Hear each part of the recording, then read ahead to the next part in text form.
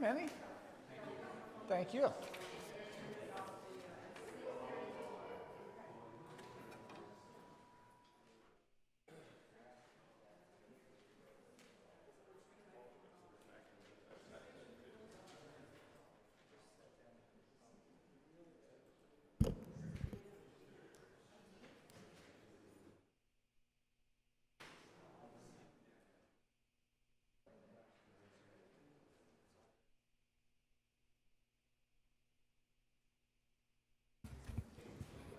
Ready to go?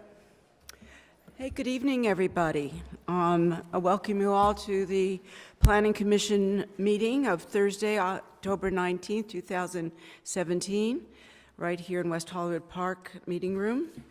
And I calling the meeting to order now. Well, the first order of business is the Pledge of Allegiance. We have Michael Zanella here. Would you come up and lead us, please, Michael?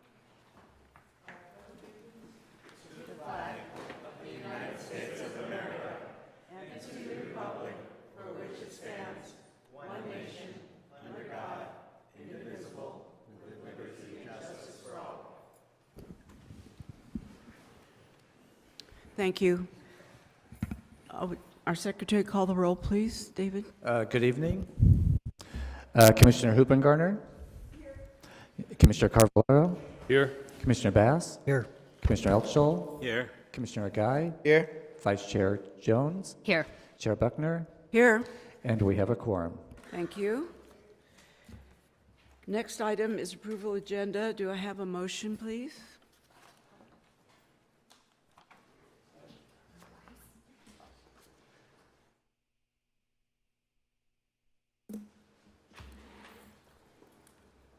Vice Chair? Everybody voted? And motion passes. Thank you. And the next item, number 5 on the agenda, is approval of the minutes of our last meeting. That was October 5th of 2017. Do I have a motion, please?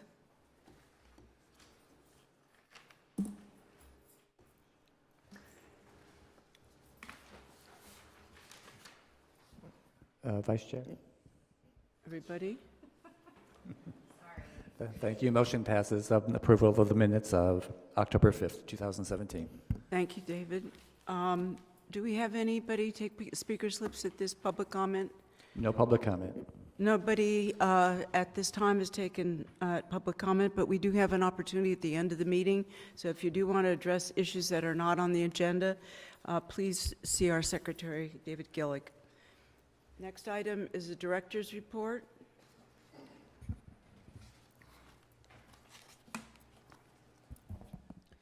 Good evening, Chair and Commissioners. My name is John Kehoe. I just wanted to make one brief announcement. I'm sure most of you are aware, but Stephanie DeWolf, the Director of Community Development, has accepted another job, so she is actually now going to be the City Manager for the City of South Pasadena. I believe she starts at the beginning of November, so she's moved on to greater things. So in the interim, I'm going to be Interim Director for Community Development, so I just wanted to let you know that. Good, thank you. Next item, number 8, is items from commissioners. Do I have anybody who wants to speak at this time? No. No? No. Okay, moving on then to consent calendar. We have none. Then we'll move on to the public hearings. The first hearing is 9001-9017 Santa Monica Boulevard. We have a staff report on that. Yes, thank you. Thank you. Just one moment. Good evening. My name is Jennifer Alkire. I'm a senior planner here at the City of West Hollywood. This item is regarding an amendment to development agreement that was originally approved in 2007 for a mixed-use project on Santa Monica Boulevard. The project is located on the north side of Santa Monica Boulevard, just west of the Pavilions Shopping Center, and about a block and a half east of the city's border with Beverly Hills at Doheny.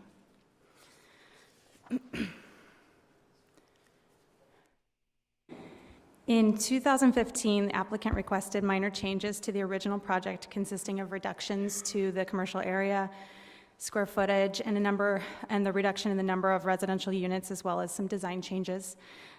These were considered minor pursuant to the development agreement and were approved by staff. And what we see here is the final approved rendering of the project as of 2015.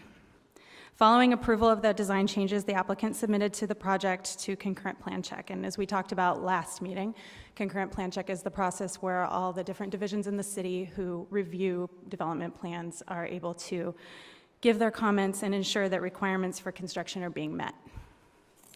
The development agreement lays out a specific timeline for the city to adhere to during the plan check process. And because of various factors, including personnel and policy changes, the plan check process was delayed beyond the set timelines. As a result, per the development agreement, the city has already granted the applicant 532 additional days on their development agreement timelines. And at this time, the applicant is requesting an additional 18 months above and beyond the 532 days that the city has already granted pursuant to that section. Staff is supporting the request, but recommends that the applicant offset the additional time with a couple of other changes that I'll get to in just a minute. So specifically, the amendments that are being recommended at this time are to amend the time and lines and term in the development agreement. And what that is there's a specific deadline that they have to obtain building permits. There's a specific deadline that they have to begin construction. And there's a specific term on the development agreement. And what they're asking to do is extend all of those timelines by 18 months, in addition to the delay. We're also proposing to delete section 3.2.2 pertaining to set-aside funds for affordable housing. The affordable housing is all going to be built at the same time as the building. This doesn't change the affordable housing requirement or any of that. It's the same number of units. It just used to be phased, and so they were paying money just in case they never got to the second phase, and that's sort of obsolete now, so we're taking that out. The other changes to amend the Exhibit C, which deals with the extraordinary public benefit, in a couple of ways. First, requiring that $500,000 of their required $1 million payment is due at building permit issuance, along with all of the interest that has been accrued to that point. And then the other half, or the $500,000 remaining, plus any additional interest, would be paid at certificate of occupancy. Currently, the entire $1 million is due at certificate of occupancy. And also, we want to require that that the property be used to benefit the community. And in talking to our Public Works Department and in talking to other departments and divisions in the city, it seemed that the best use would be parking. So there's existing parking on the site, and so we would use the city valet to park on that site, with the exception of 10 spaces that would be allocated for the tenants that are on the site right now. The applicant is also recommending changes in the interest accrual date on the extraordinary public benefit, and staff doesn't support that at this time. A couple of reasons. One is that the council added this element to the public benefit in the last go-round in late 2015 to be effective in early 2016. And the idea was that because the project has been delayed so much since it was first approved in 2007 for different reasons, the $1 million has sort of lost value over time, as things do because of inflation and so forth. So one thing was to make sure that we're not losing that value as the timelines continue. The other reason was to give an incentive to actually get the project moving and get towards that C of O where they would pay the benefit and then not have to pay any more interest. So to move that to building permit removes the incentive for them to get a building permit sooner. So, they could essentially wait until the very last day, and it doesn't make any difference to them monetarily in terms of the extraordinary public benefit. So, here's an overview of the original timelines. Also, the current timelines, including that 532-day extension that's already been granted, the requested extension in the third column, and the total time requested. That's from the very beginning all the way to when it would end if this extension is granted. At this point, the Planning Commission is asked to make a recommendation to Council on whether to change the development agreement in these ways or not. And the council is the final decision-making body on development agreements and amendments of them. I know there's a lot of pieces on this one, and so I'm here for any questions or to go over any of this and additionally if you so need. And that's all I've got. Thank you. Do we have any questions from commissioners at this time of staff? Yes. Okay, David?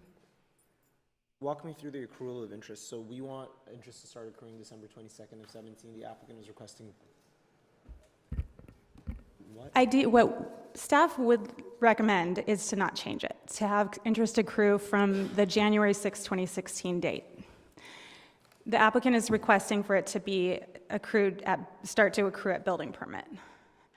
What I suggested in the written staff report is sort of a compromise position. If the commission wants to recommend changing that date and wants to give them some relief on that interest accrual, a compromise date could be to add 532 days to the interest accrual date of January 6, 2016, similar to what we added to their development agreement timelines administratively, acknowledging that there are certain delays that were outside of their control. So, and that would be the date that you mentioned, I think it's December 2017. And the yeah. interest accrual, sorry, the interest being accrued is interest on the public benefit that the applicant is paying, or the public benefit funds, quote unquote, correct? Right. And then I was in here in 07 when all this was approved and all this was agreed to. So what's the logic behind I understand the public benefit portion. What's the logic behind the interest accrual to incentivize them to start construction sooner? Yeah, that was the intent when the council put it on. The council actually only put that interest accrual provision on in 2015, late 2015. Understood. Yeah. And that was 2 years ago. Yep. Yes. Do you have more questions, David? No. Just, okay. Commissioner Altschul? And just off the top of my head, and with maybe some fuzzy recollection, weren't some of these,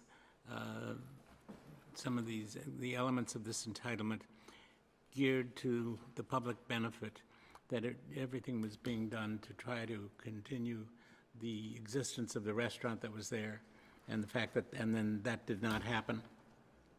Right, so there was part of the extraordinary public benefit was to phase the project so that the Palm Restaurant could remain open during the entire part of construction. So they would build the new Palm Restaurant, they'd move it over, and then they'd build the rest of the project.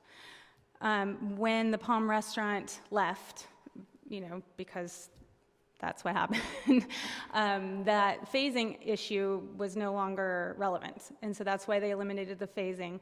And in the last go-around, again, in late 2015, the council amended the public benefit to change it from keeping the Palm open to setting a standard for the restaurant that does go into that space to make sure that it's a high-quality restaurant. Any other comments? Yes, sure. Can you speak to the issue on the letter of credit? What issue on the letter of credit? I'm sorry. I didn't understand, didn't hear your question, Lynn. Staff recommends approval of the elimination of the section requiring a $2.4 million letter of credit to ensure construction of the affordable housing units. Right, so that's, okay, so again, when it was originally proposed, there was a lot of attention paid to keeping the Palm Restaurant open, so they proposed phasing the project. And in the first phase, they were going to build all the market rate, and in the second phase, they were going to build the affordable housing. And so to ensure that they didn't just build the first phase and then go away, we wanted to make sure that we had the affordable housing built, or we had this $2.4 million in hand. So that, it was put in a provision for this amount of money that we would hold in a letter of credit or set aside, and it would be released incrementally at certain milestones in construction of the project. Well, now since they're building the whole project at once, just like any other project, and they're building the affordable housing all at once, the set-aside funds are no longer relevant. So that's why we're recommending eliminating them.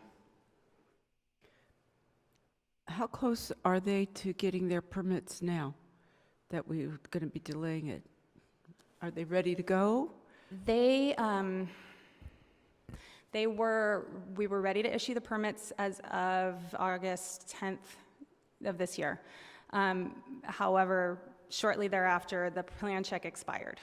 So they would need to, at this point, resubmit their plan check, and we would have to review it. There are changes to the building code that have happened since their last submittal, so they would have to revise to make sure they're meeting the most current building code standards. I'm not sure how much change that would entail for our review or for what they have to put together. I'm not familiar enough with the changes to the building code. So my hope is that we're relatively close. I mean, they've adhered to their approved plans adequately. So, they would have to answer how close they are to submitting. So that's a question that I should ask of the applicant when they're here. Okay. Probably best. I'm sorry, just one quick question. When did the plan check, when did it expire specifically? Like what was the divide between that and the date the building permits were ready? From what I can tell, the building permits were ready to go, the last sign off in the system, except for the fees that needed to be paid.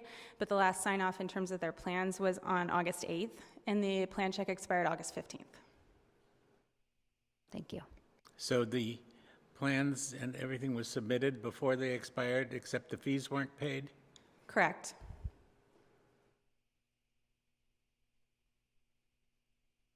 Okay. Any other questions? Do we have disclosures before we open up the public hearing? Yes. Okay. Lynn, no? I had a conversation with the applicants' representatives, and everything we've discussed is contained in the staff report. I also met with the applicant's representative and we discussed what was contained in the staff report. I met with the applicant and his representative, and we discussed the issues at hand. Thank you. I also met with the applicant's representative and discussed items that are in the staff report. I had a Very- phone conversation with the applicant. And everything was on items in the staff report, I assume? And I, too, had an opportunity to speak by telephone to the applicant's representative on items that were contained in the staff report. So, I'll open up the public part of the hearing, and I'll ask the applicant to come forward, or the applicant's representative. Again, you have an opportunity to speak here at the beginning.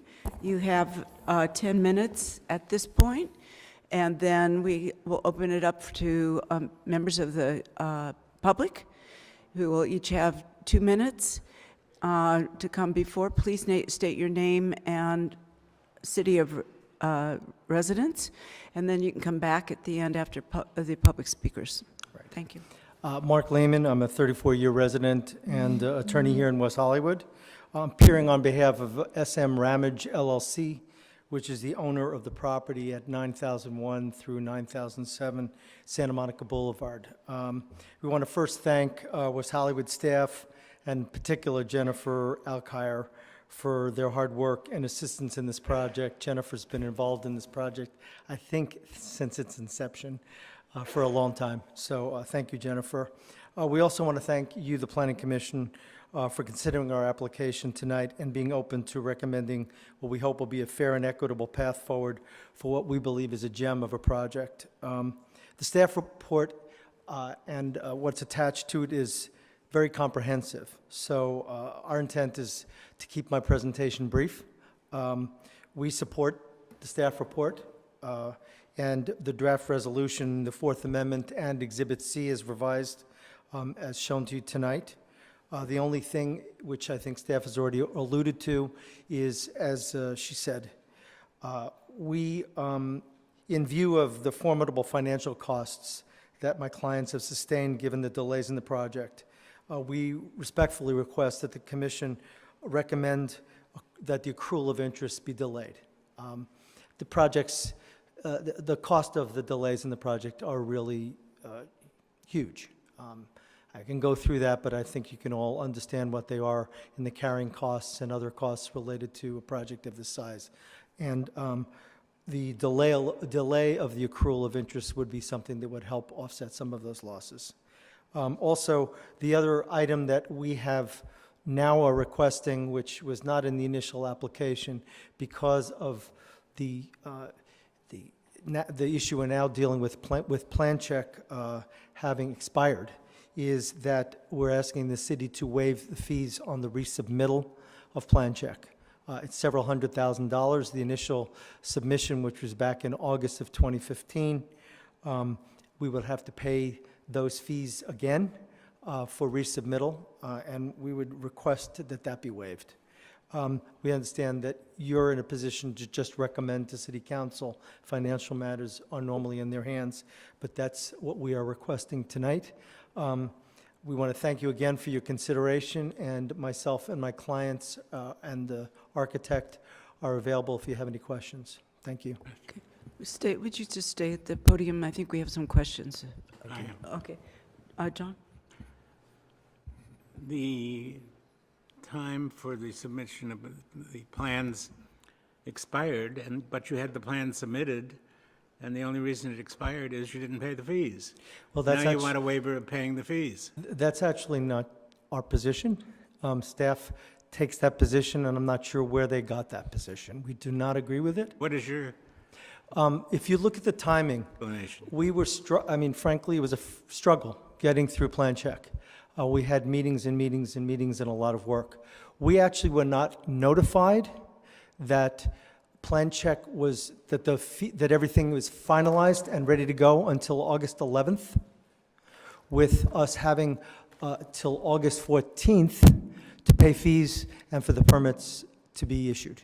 But you had the and opportunity to we- pay them, and you could have paid them before August 11th when you had them submitted, Well, assuming the fact that they would have eventually been approved. understood, but the question was, we did not know if they were going to be approved, and we're talking about more than $500,000 in fees. So that's Didn't you actually hope- what happened. Didn't you hope they would be Of approved? course, we hoped. And didn't We you were know- hoping for 2 years, And eventually, of course, the plans would be approved, correct? eventually.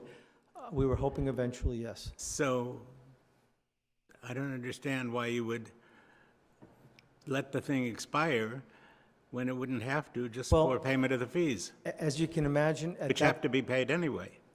at that point in time, actually, sure, please. Would you state your name and city resident? My name is Cliff Goldstein. I'm one of the managing members of the applicant, and if I can, I would like to attempt to answer the question. Let me add one thing before you answer Sure. it, please. The perception that I get is that it's possible that you didn't pay the fees even though the plans were submitted in an attempt to eventually get around paying the fees, like is what you're trying to do now. Well, that was not our intent. The decision was under the current agreement, if we had a number of things. If we had paid the fees, we then would have been in a position with the time frame that was set out to, within 6 months, begin construction. Because of the delays that have been referred to, there's been tremendous increase in costs that I think is pretty well known in the industry that's occurred. Because of the delays in us being able to finally get approvals from the city, we are now put in a position where we need to go back out to the market, rebid the job, correct all of the plans, which would take another 6 weeks to complete the plans that the city had approved, because all of these corrections still need to then go back to the architects to be completed. So you are correct, Commissioner, that we could have paid the fees, but we still needed to, again, complete the plans, get construction bids, find a construction loan, all of those things, which we had a matter of 2 or 3 days' notice. So it's a request. I respectfully would suggest this has cost us, with these delays, well over $1 million. And But if you don't pay the fees, then who absorbs the costs of processing all this? I would just suggest that now, because of the new building codes, not only have we had to absorb the cost of the delay. No, my question is, if you don't pay the fees for everything that the city is doing with respect to the processing of these plans, who absorbs those costs? It would be the city. Is that fair? Well, I think we just That's believe. rhetorical, thank We you. just believe in a fair balance. Now that we have to redo the plans to current building codes, which alone will cost us close to another $1 million. But I would leave it to you to determine I think your... that's a little disingenuous, but thank you. Thank you. Any other comments? Lynn?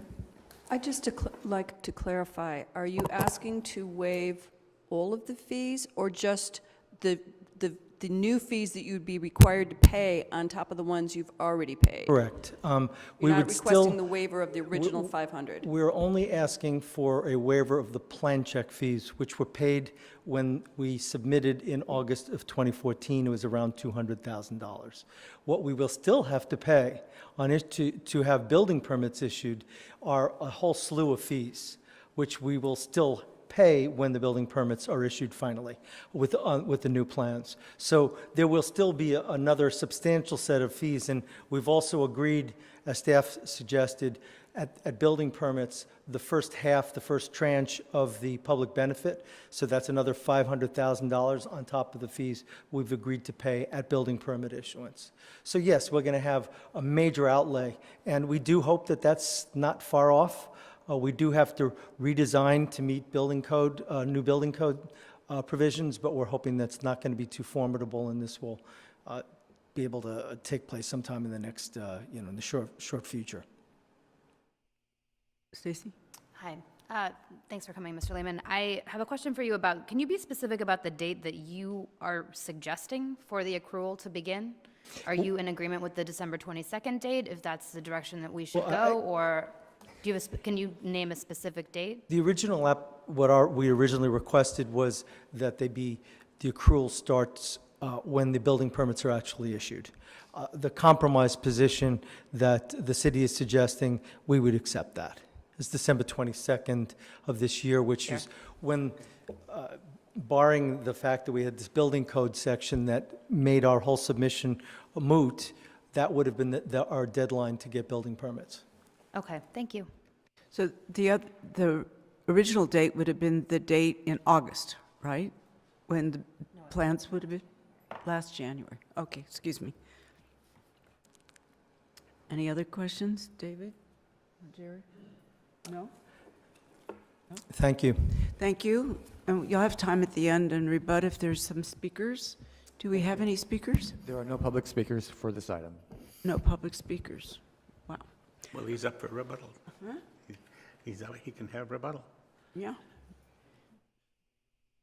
Well, did you want to take some time to address us again? Because there's no public speakers, either for or against the project, so we will begin discussion unless you want to address us. Well, I'm a lawyer, so I always enjoy talking publicly. But no, I really don't have much to say, except, I could go into the benefits of the project. I think those are pretty well described in the staff report. The city appreciated that from day one. There's a beautiful description of public benefit that'll be realized. And even though the palm is gone, what the city has ensured is we're going to have an equally respected restaurant in its place. I think it's going to be a gem that's really going to be an asset, especially to this little section of the west side of Santa Monica, which hasn't yet seen any substantial development since cityhood. So we hope this project will move forward, and you'll... Do you already have an idea of what restaurant you're going to? No, not at this point. Okay. There are no negotiations going on at this time? Not at this point that I'm aware of, no. And how long do you believe it's going to take you to build the project once you get started? Well, it's hard to predict. A project like this usually is at least in 18 months to 2 years to build. So I have a question. It seems like there's lots of issues with your client with regard to fees and costs and so forth. And one of the issues that I think you're dealing with is funding. And it seems like you haven't gotten very far. Are you ready to go?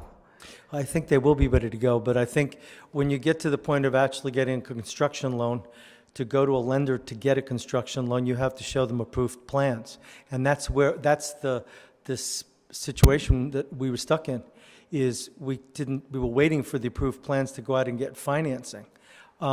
You don't have an approved project, so a lender's going to say, well, what am I approving? We don't know what the final project is. As you know, when we come to Planning Commission, what you approve is basic design. You then have to get to construction drawings and final approval of all the engineering, and that's a substantial process. And there's been some changes in the code. And now we're going to have to do that again because of changes in the code. Okay. Any more? Okay. again. Rogerio's But going if to... you had paid the fees in August, you would have been able to take that paperwork to the lender and see if you can get the funding.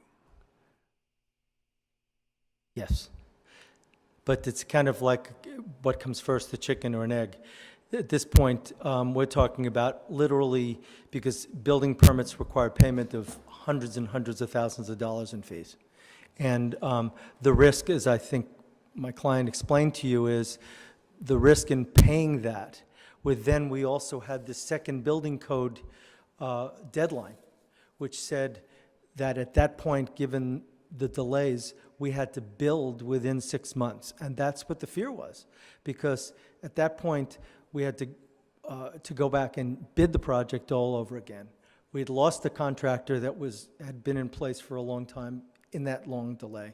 Find a contractor to build and actually start construction. So there was a big question mark there, and that's why they didn't proceed. So the 18-month... You don't have to build within that period of time. You have to put a shovel in the ground. Well, I mean, you know, let's be serious here.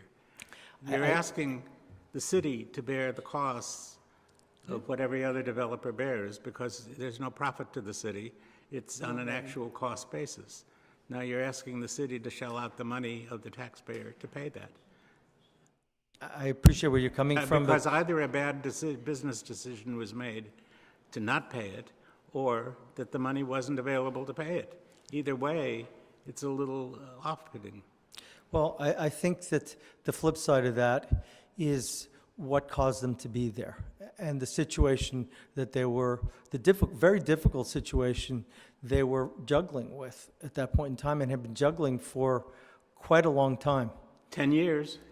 Well, yes, and in this last go-around, we filed August 14th, 2015. The delays were, I mean, I'd rather not, of course, Yes, the discuss delays that. were, and the Really- city has admitted that there were delays. And they've given But you there extra have been time. other concessions, including an additional 18 months to compensate for those delays. I The understand. non-payment of the fees, I don't believe should be additional compensation for the delays. Of course, I would appreciate your position, you know, and I think you understand where they're coming from with their costs. This is what we're requesting. Okay. It's hard to understand them when the perception is you either didn't have the fees or you made a bad business decision. I understand that perception. I'd hope you'd also understand what our position and situation was You at said that that 4 difficult time. times. Thank you. Okay, thank you. Rogerio, did you So you're want asking to for an finish your 18-month... question? Yeah, so you're asking for an 18-month extension, which will allow you to revise the plans, go out to bid, check with the lender, and then decide. What I'm concerned about is what if you decide not to build this project? Is Well, that a possibility after you go through this next process and then decide, oh, we don't want the building permit after all, because we can't make this project pencil out? Well, look, that's always a risk. I can't say it's not. But the reality is, you know, my client has millions of dollars invested into this project. For them to walk from this project makes no sense for them economically. They have investors besides a bank that they have to go to. It would be, you know, it would be devastating. Understood. Not It to kind of ties proceed. back to Commissioner Altschul's comments, like why weren't the fees paid in August? Well, I think, as we explained to you, it was because of that fear of having such a short time frame. And we had just learned about that, too. You know, the August 11th date was the date that we were informed that we had till the 14th to pay. The city hadn't even brought this whole matter to our attention until about 2 weeks prior to that. It was not something that had ever come up in any of our discussions. And in fact, if you look at the timeline, June 2nd was the date that we got our last extension from the city, which was giving us to December 22nd. And then, you know, a very short time thereafter, the city says to us, well, we just realized, we've given you till December 22nd to get permits, but you really have to do it by August 14th. So there was, it was a shock. It was not something that was built into this project's, baseline. And, believe me, those 2 weeks, there was a lot of shuffling and a lot of hard work done to try to make that happen. Is it possible that you didn't read the file and know that when you when they brought you on board? And is it possible that, again, the perception is so overwhelming that something is wrong here? And to your knowledge, in the last, say, year, has this project been advertised for sale? Has this parcel been advertised for sale, either entitled or not entitled? No. If you look at the chain, my clients in various have been involved with this project for quite a while.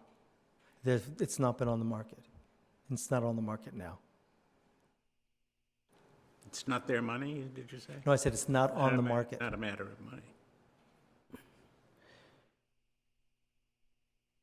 How was your client informed about the deadline, the fee deadline? How did you learn about it?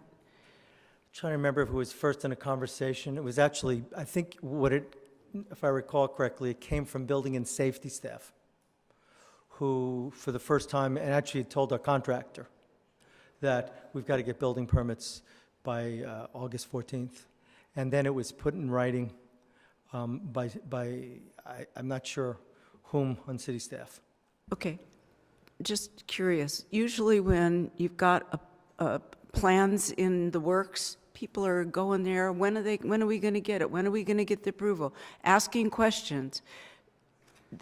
Was that happening? Or Yes. did you just not get any information? I'm sure, and staff can confirm, we had untold number of meetings full-on meetings with staff, top to bottom, trying to get the project moved forward, trying to resolve issues that were going on, interdepartmental issues and resolving design issues, landscape issues, and so forth. We were working really hard with staff to get this resolved. And that issue never came up until literally a fairly short time before August 14th. You knew it was coming to the deadline, right? We didn't know. If we had known that, or if the city had known that, I don't think the city would have issued an But extension. isn't it something you should have known because you had all the documents with the conditions?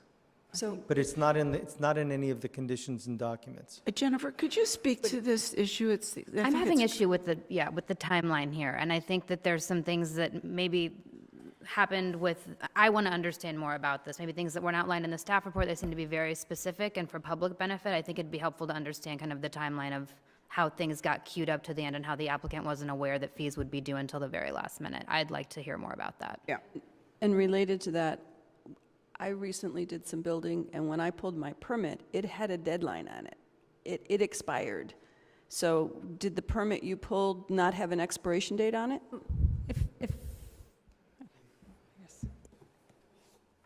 You want to address that? First let me of all, go through it a little bit.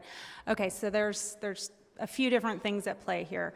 There is the development agreement timelines, and that's what we've been talking about extending. That's what they'd have extended before. That is what the 532 days applied to. These are similar to our regular 36-month expiration date on all of our entitlements. It's the deadline for the planning entitlement. And the development agreements, slightly differently than most of our projects, outlined a deadline for them to pull building permits and to commence construction and the term of the agreement. So these are the ones that we've extended in the letter that Mr. Lehman talked about that's dated June 2nd, 2017. That was when we said, okay, you can have an additional 532 days pursuant to your development agreement for those timelines. The building code has a separate set of timelines. And this isn't on their plan check specifically or individually. This is in the actual building code. There is language that says the building plan check is good for 12 months plus 2 additional 6-month extensions. And so there's a hard deadline of 24 months from submittal of building plan check to get through the plan check process. And that is the thing that I think Building and Safety informed them of and informed us of at some point over the summer. I don't recall the exact date, but it was they're telling the truth that they worked diligently through the 2-year process to get their building permits. They were in contact. It wasn't like they disappeared for 23 and a half months and came back. So, you know, that is the case.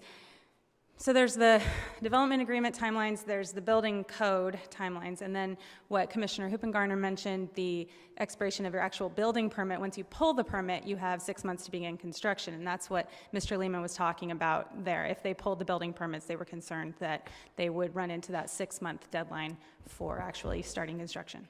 But if they, that could have been extended if they ran into a real problem, right? They could have requested an extension on that. I believe so, but that's also in the building code.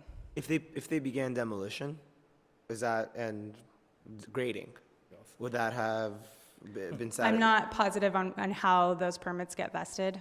I think they are, do you know? Do we have anybody here from Do you have Building anyone and here from Safety? Building and Safety? No? Right. So, yeah, so the plans were approved and stamped. They were ready to be picked up pending the payment of the exaction fees that are required by planning, the building permit fees, and a few other, the school fees and things like that. They did pay their plan check fees before to get through this whole plan check process. So that's separate from the development exaction fees and so forth. So that was ready to go pending those fees. That's really helpful. My question, I think this is probably a building and safety question, and maybe the $1 million question here, no pun intended, is why did the plan check take so long? Why did the plan check take I mean, it's what it sounds like to me, and I'm not gonna ask the applicant to answer this because I wanna suss it out, but it sounds to me like there is some feeling that there was an undue burden placed on the applicant by the applicant because of the length of time it took building and safety to review the plans. That's what I just want to understand Right, so that. so in terms of the timeline extensions, we've extended it pursuant to those timelines, to the delays. To answer your question, the bulk But of that was for the development agreement, that wasn't for the plan check. Exactly. The plan check, we didn't have that authority. The building code does not allow us, and we explored that. We looked at every option we could, and there was no legal way to extend those plan check. I mean, nobody really wants to go back and do the same thing you've already done. But what was the original question? I just wanted to know. The bulk It sounds of like the it's a building delay. and safety question, and if there's no one here to address that, that's what it is. There But were several different factors. I think the bulk of the delay came from the fact that our policy sort of changed during plan check in terms of the shoring plans and the review of those, and that's sort of out of my realm of expertise, so I can't go too much into detail about that, but I think the building official switched over, and I think there were changes to that policy, and it caused them to sort of get backed up and that's what the bulk of those days came okay. from. So, I have so Building and Safety backed up because of the changes within their department? Is that what you're? No. I No? mean, there was a change in the way that they were reviewed. We're kind of getting into the weeds on it because that was a delay that we've already given them the days for. You already I gave it. understand that it is relevant when they're talking about their fees and so forth. Right. So, we acknowledge that it's on the city for that 532-day delay. But you gave them that The extension. rest of the plans were still being reviewed. Everything, for instance, the planning side of things was, all of the corrections were done last October, a year ago. Okay. So it wasn't that we weren't reviewing it, it was just, there were certain things outstanding. Here's a question I'd love to, and maybe there's not a comparable kind of analogy, but how long average does plan check That's take? impossible to answer. Every project's different. And it has a lot of back and forth. It depends on how many rounds of plan check you're going through, how accurate the plans are to begin with, and the second round and so forth. Fair. Yeah. Okay, thanks. So I understand it. So building permits were issued, yes? No? No. But planning was obviously, but, okay, I got it. I understand. But to further his question, building permits were ready to be issued subject to the payment of the fees. The city was ready to issue permits subject to fees, yes. And you have a code book, Mr. Lehman, you could read the requirements for the payment of the fees that are in the code. Mr. Commissioner, when we submitted Your name and Your city of name and residence. city of residence, please. I'm sorry, excuse me. Drew Planting, City of Residence, Pacific Palisades, California. I'm one of the managing partners of the LLC, and I've been involved in the project from moment one. When we submitted our plans to Plan Check on August 15th, 2015, we paid hundreds of thousands of dollars of fees. Presumably, some of those fees go to, among other things, evaluating when things are due, when things aren't due, what's missing, what's not missing. We went back and forth. We had 8 separate submissions to the City of West Hollywood, 8 separate submissions, in addition to multiple meetings with the City of West Hollywood, and each time with our full team of consultants to ask questions to see what was deficient, what was missing, what we needed to do, what changes we needed to make, and we complied each and every time. That there is one paragraph in a building code, and we don't read the building codes. That's what we pay fees to do. And someone calls us on August 11th and says, you have until the 14th to pull the permit. I don't think that's reasonable under any circumstances, whether we were supposed to have read it or not. Mr. Planting, Yes, sir. if you don't read the motor vehicle code and run a red light, you can't go to court and say, I don't read the motor vehicle code, don't charge me for a ticket. It's the same thing with this code. Fair enough, except for the fact that after 2 years and multiple meetings and eight submissions, I would submit to you that we've been more than diligent and more than thorough. Well, after 10 years, somebody's been less than diligent, because we have no project and we have a 10-year entitlement. Well, we purchased the project in 2010. 7. And I think it's a little bit untoward. Every other developer pays these fees, and if you have to file replans again, nobody's asking you to pay them twice, just once, like every other developer. I don't think we're looking to not pay our fees. That's not our request. I thought you were. The resubmittal, on the resubmittal of the plan check fees, not building permit fees. We're going to pay building permit fees and all the fees to have. Did you pay the plan check fees once? Yes, Oh, you just don't want to pay them the second time? that's correct. Oh, well, that's fair. Right. I mean, and what I also want to explain is, look, and I don't want to get into legal arguments now, but I just said that's fair. Okay. In my opinion. I don't know what the rest of the people think. But it wasn't clear from your presentation, at least not to me. What the fees were that you were actually asking. Okay. Any other questions? Nope. No? Should I close the public hearing? Anything more from staff? No. Okay, close the public hearing. We'll close the public hearing and we'll deliberate. Go ahead. Thank you. Thank you. Okay. I ask them some questions at some point, so maybe don't close the public hearing. You want, okay, maybe I will leave the public hearing open in case we have to ask you questions as we deliberate. Sorry about that. Okay. I can do that. I'm going to go first. That was helpful, kind of uncovering the process here. A number of us weren't on Planning Commission kind of when this was entitled as a project, and I think I've mentioned this before, but one of the reasons that so much development is happening in our city right now is because of the fact that, because of the recession. So it's kind of bottlenecking right now. I'm in support of staff's recommendation with 2 changes. One, I don't think they should have to pay the plan check fees a second time. I think that's undue hardship, and I just think it's undue hardship. I don't think you should have to pay it again. I think that 4 days notice after, plans are approved to pay fees is, after 24 months of what it sounds like was very diligent work. I think the applicant and staff have stated that they did their due diligence on that front. And I'm also in support of interest accrual beginning on December 22nd. I'm totally open to discussion on those items, but I feel like I have the facts here. There's,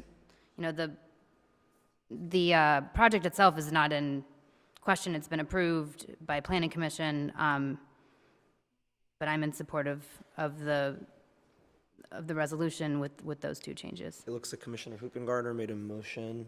Is the motion, if reflected, she did what she said, reflect your motion? Yes. Do you want to second her motion? Oh, Commissioner Altschul seconded it. I have no idea what this motion is, I sorry. said We need yes. to speak up because I'm not even hearing the commissioners, so make sure your mics are right in front of you. Want to say again, please? I would move to approve staff's resolution, proposed resolution. And in addition, move to waive the already paid plan check fees for the next round if they are required. And I think, I'm sorry, Stacy. Is the interest accrual on December 20, beginning on December 22nd? I can read the language if you want, because there's language at the bottom of section 7 of the Thank you. resolution on page 4 of 5. The last sentence of section 7 could read, "The Planning Commission recommends the City Council approve a modification to the accrual of interest on the 1 million extraordinary benefit payment to begin accruing on 12/22/2017 and to waive future plan check fees." Those would be the two changes. There was one issue that came up before we vote on the complete vote on this, and that was whether they would delay paying, going for the plan, to get the plans done on time, to get started on the project. We've been waiting a long time, and I think everybody in the city would like to see this built. It's a beautiful project, and it will certainly invigorate that part of Santa Monica.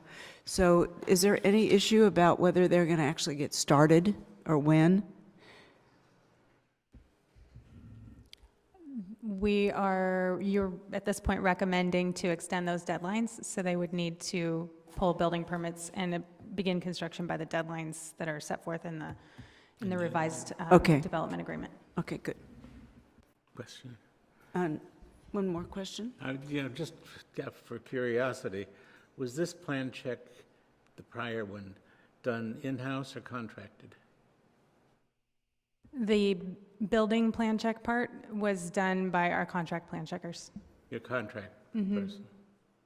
And that was what caused the delay? No. What did cause the delay?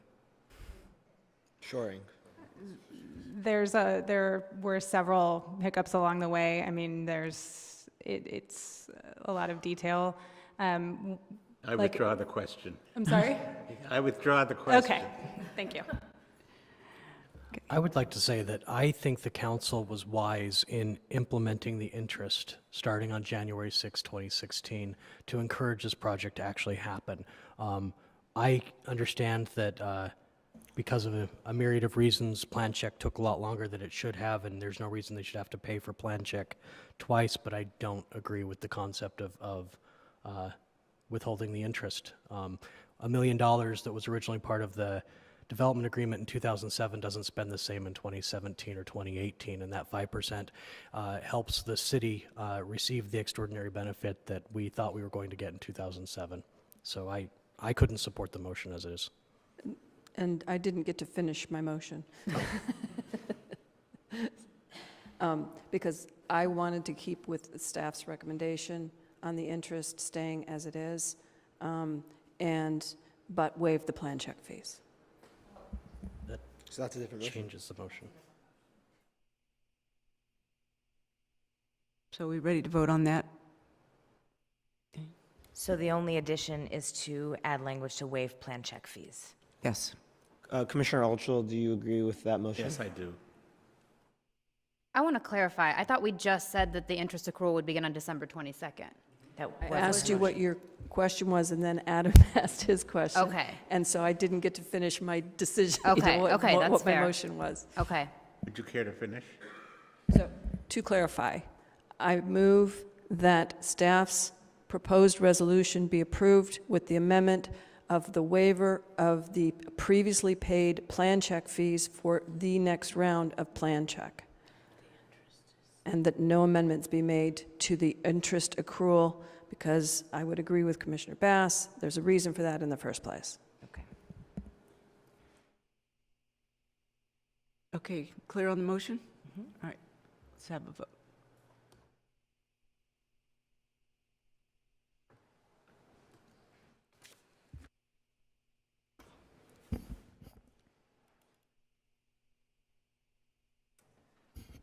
And the motion passes with 5 ayes and 2 noes by Vice Chair Jones and Commissioner Guy.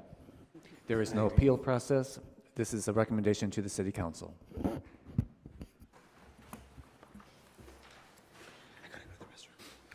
Thank you, everyone. You ready to go on a short break? Yeah, 5-minute break.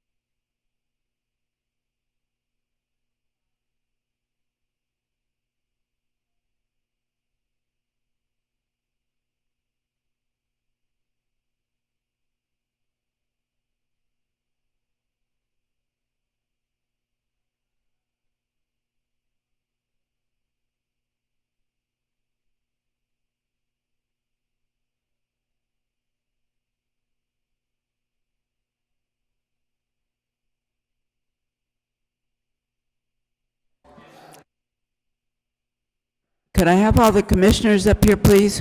Thank you.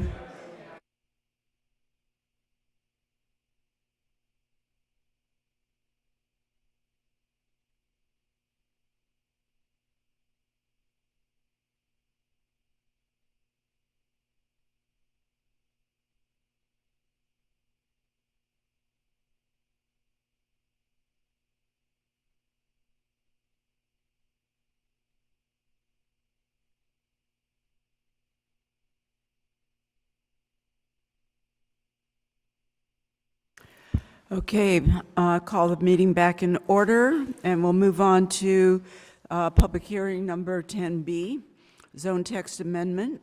It has to do with accessory dwelling units. Hi, welcome. Staff report first. Thank you, Chair and Commissioners. My name is Jerry Hiddleman, contract planner with the city. I'll be presenting the accessory dwelling unit text amendment to you tonight. And what we're requesting is that the Planning Commission forward a recommendation to the City Council pursuant to changing regulations at both the state level and the local level on accessory dwelling units. So as you can see, there were a number of current bills that have to do with regulating accessory dwelling units from the state level down to the local level. So basically, they're going to streamline the process, make it a little bit easier to build accessory dwelling units, and that's in line with the state's goal of providing affordable housing throughout the state. And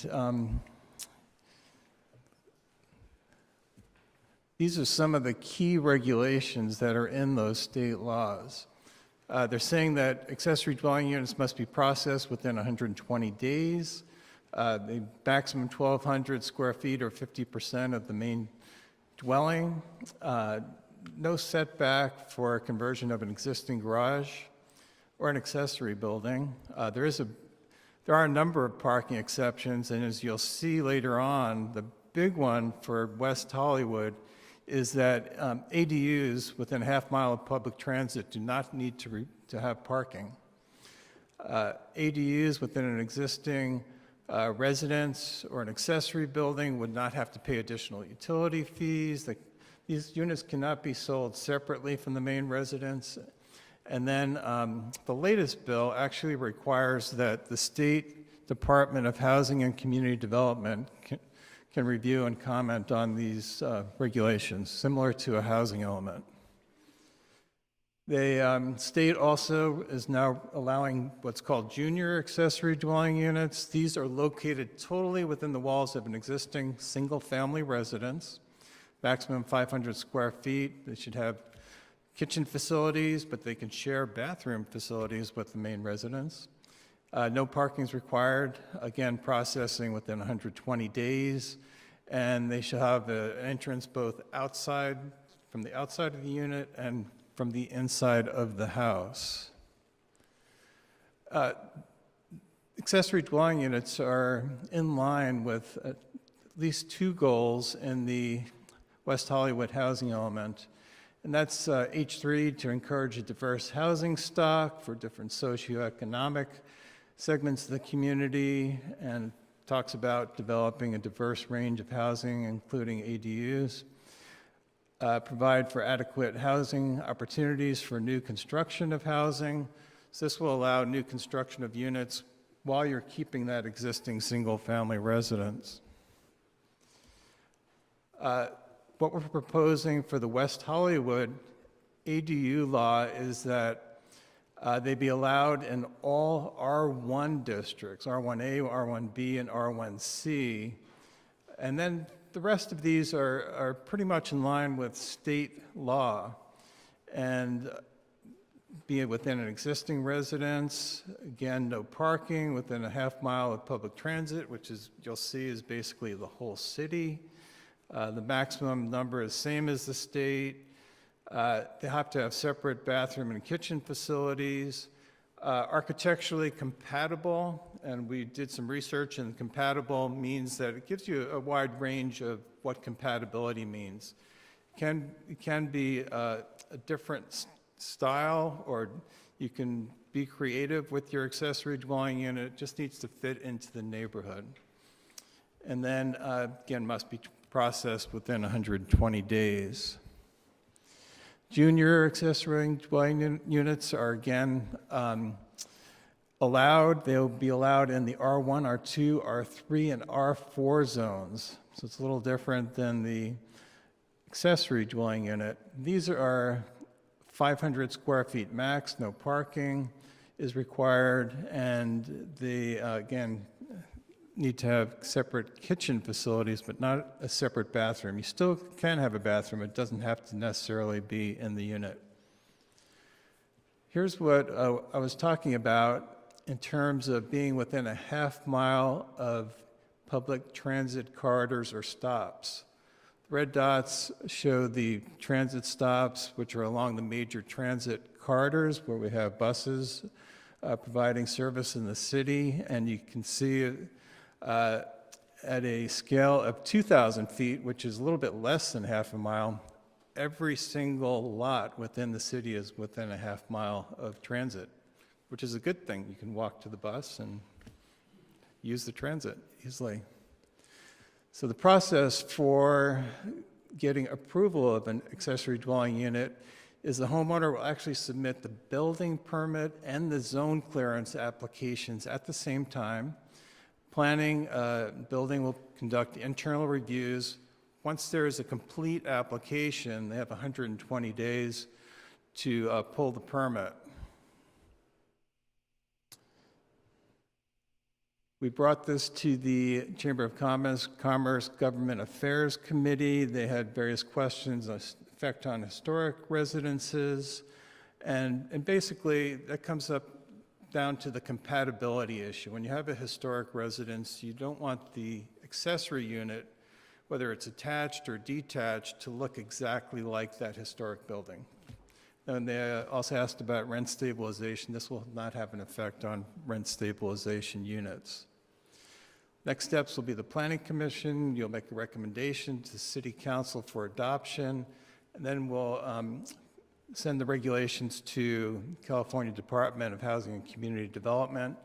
And it's not clear in the law. This was just adopted, so we're not sure if we'll send that after City Council approval or before, just to get their reading on it.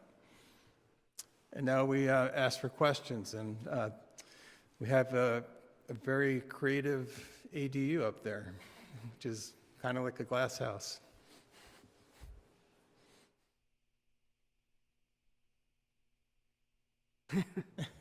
Over here on this side. Okay, any questions from Commission? No? None whatsoever. Do we have any speakers?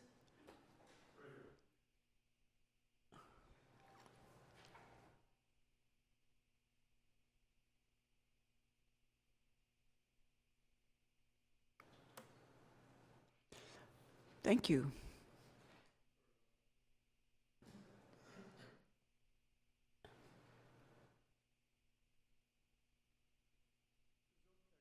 Can we have your name and city of residence? We know you, but thank you. West Hollywood. Thank you, Richard. This zone text amendment has broad and deep implications.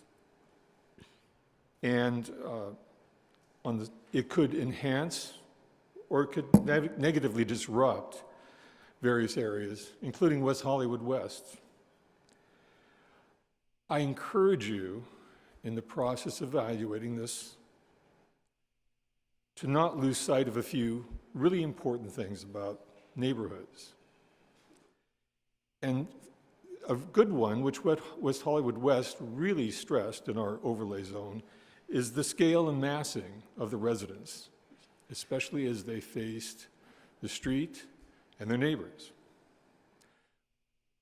You should not overlook landscaping needs.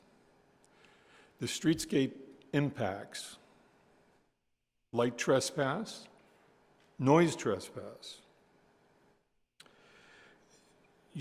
I suggest you need to envision thinking about the screening of neighbors as this unexpected density occurs within our neighborhood. And we currently have rules about subterranean parking in our neighborhood that should be revisited as well, because they are limiting.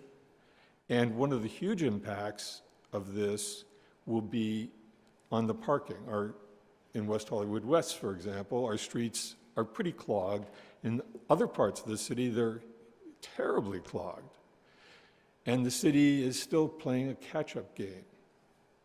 So I would recommend revisiting the parking rules about subterranean parking in West Hollywood West in particular. Also, you might start thinking broadly about the setbacks.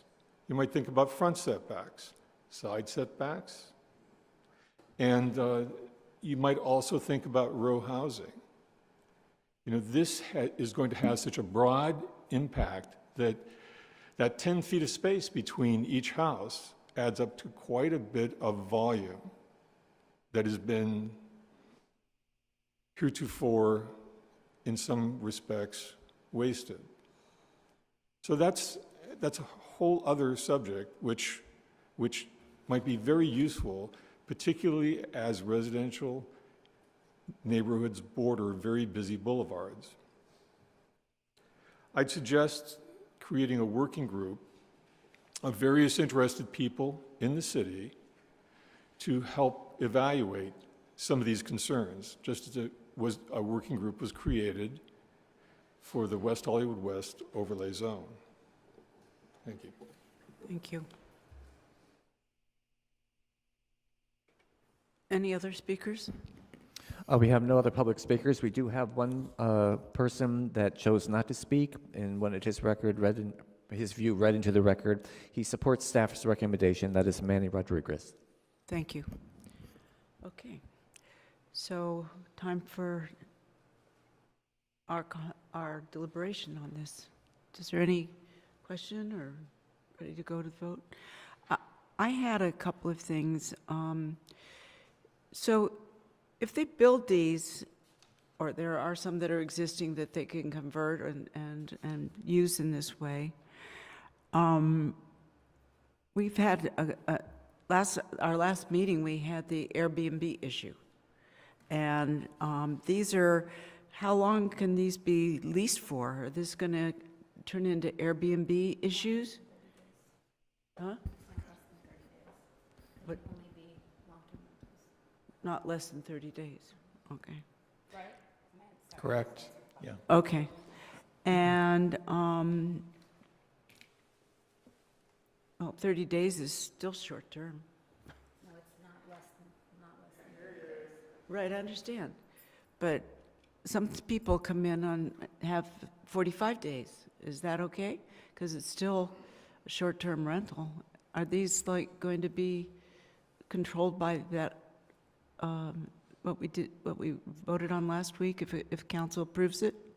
Yeah, we added language into the draft ordinance that says that these shall not be used for short-term rentals and home sharing. And that could also be part of the covenant that's recorded on the property when these are built, that lays out all of the restrictions on the ADU for the parcel. Okay, because we don't want them to be used that way, right? That's not the purpose of it. It's to provide more housing. By long-term housing. Provide housing because it's mandated by the state for this purpose. That's exactly right. Okay. Okay, then are we ready to call a vote? A motion, excuse me.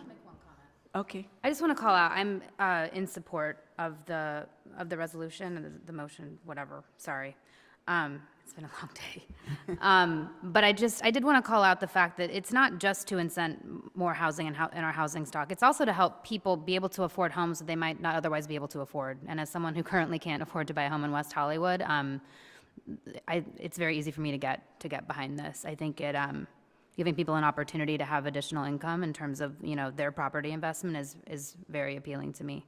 I also want to thank Richard Giesbrecht for his comments, because I do think that he services some valid concerns, but I'm in support of the motion as of right now. Thank you. Anybody else? Yes, Commissioner Altschull? Just briefly addressing Mr. Eastbrett's comments.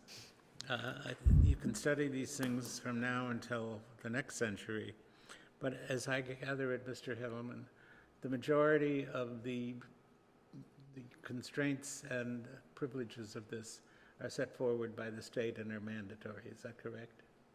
That's correct. Actually, people who come to the counter with an accessory dwelling unit now, in absence of a city ordinance, can get approval under the state law. Right, so I think they've done the study work for us and told us what we have to do.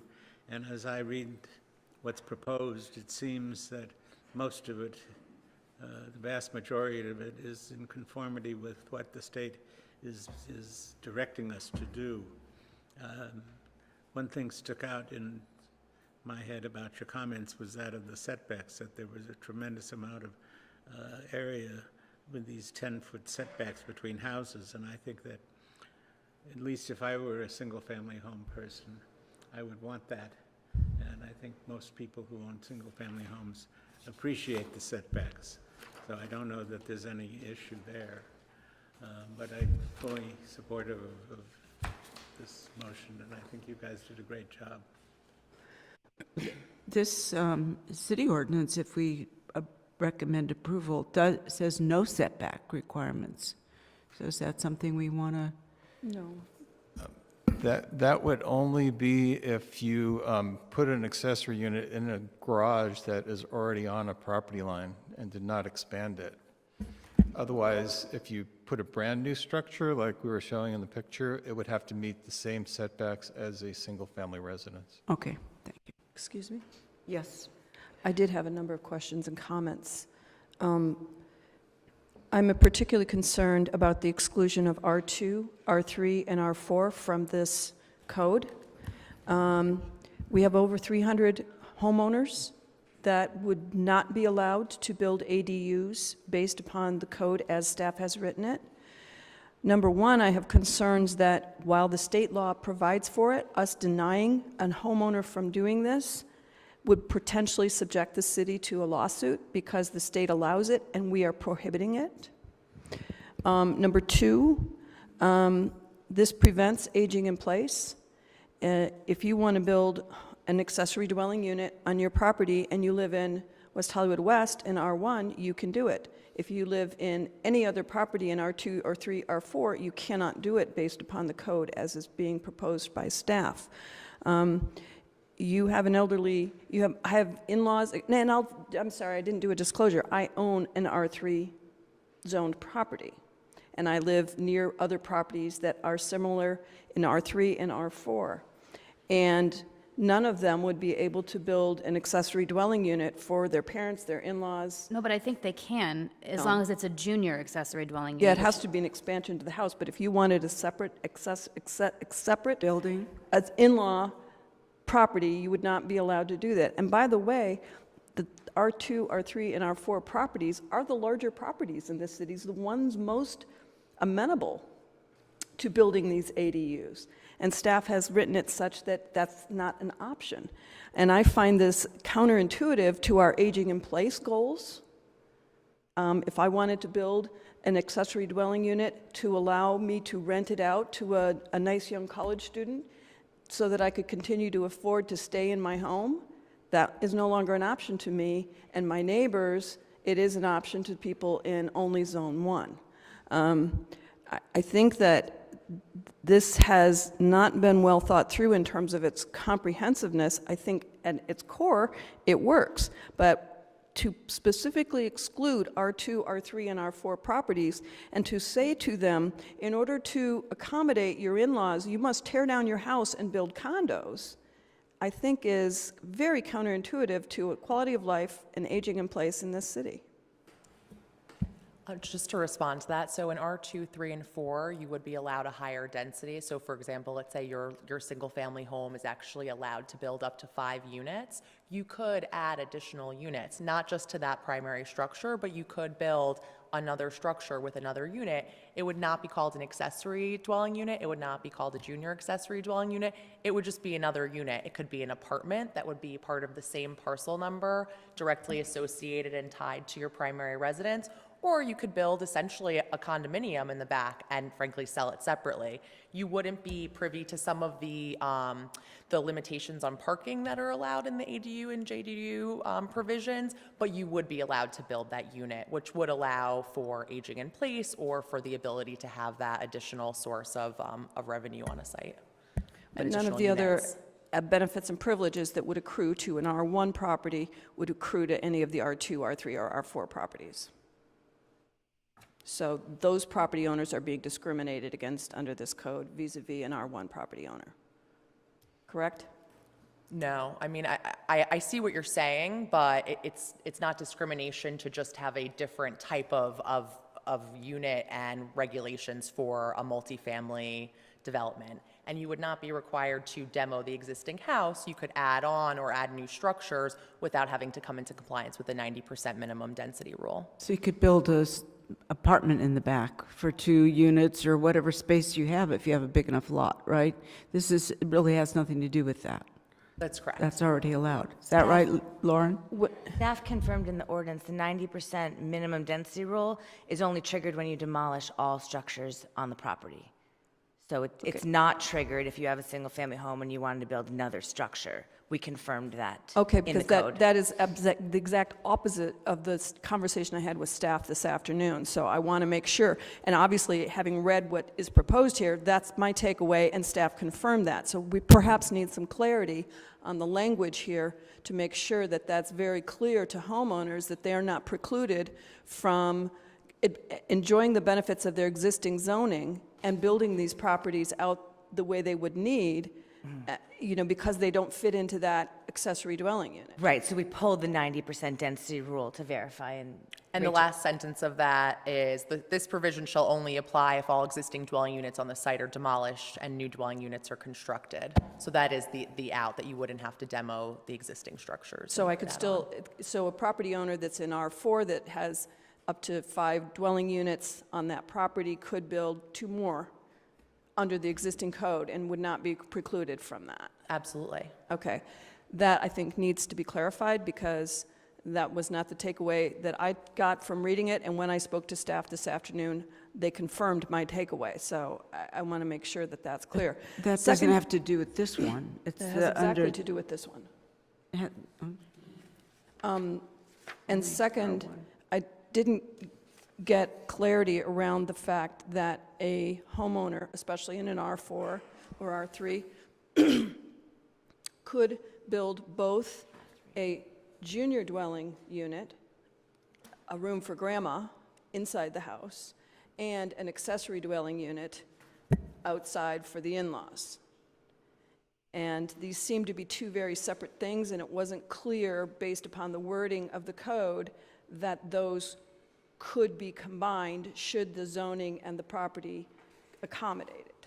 Were you asking about R1? No, R4. Well, any, R4 in particular, or, the R2, R3, R4, R1, it doesn't, I don't think it applies because they don't have the space. It might. But the point is, if you have a 1,000 square foot house on an 8,000 square foot lot, and you want to build a bump out for grandma on the house, and you want to build a separate in-law unit for the in-laws because you love them, but just not quite that much. When I spoke to staff this afternoon, they said, yes, the intention is that you can do both. But when I read it, I didn't read that I could do both. You can do both. You just have to look at separate sections of the code.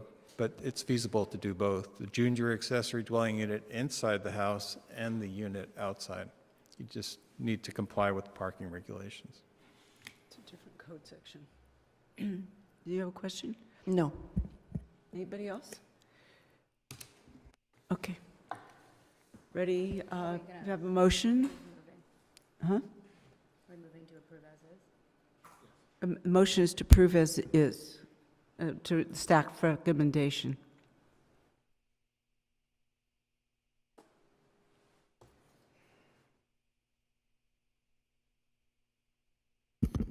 And the motion passes unanimously. There's no appeal process. This is a recommendation to City Council. Thank you.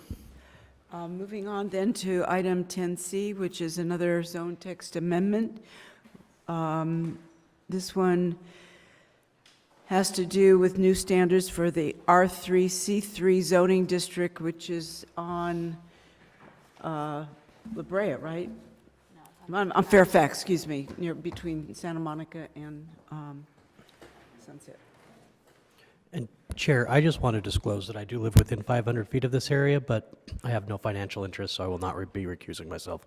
Okay, and you're a renter too? And I'm a month-to-month renter, yeah. Right, thank you.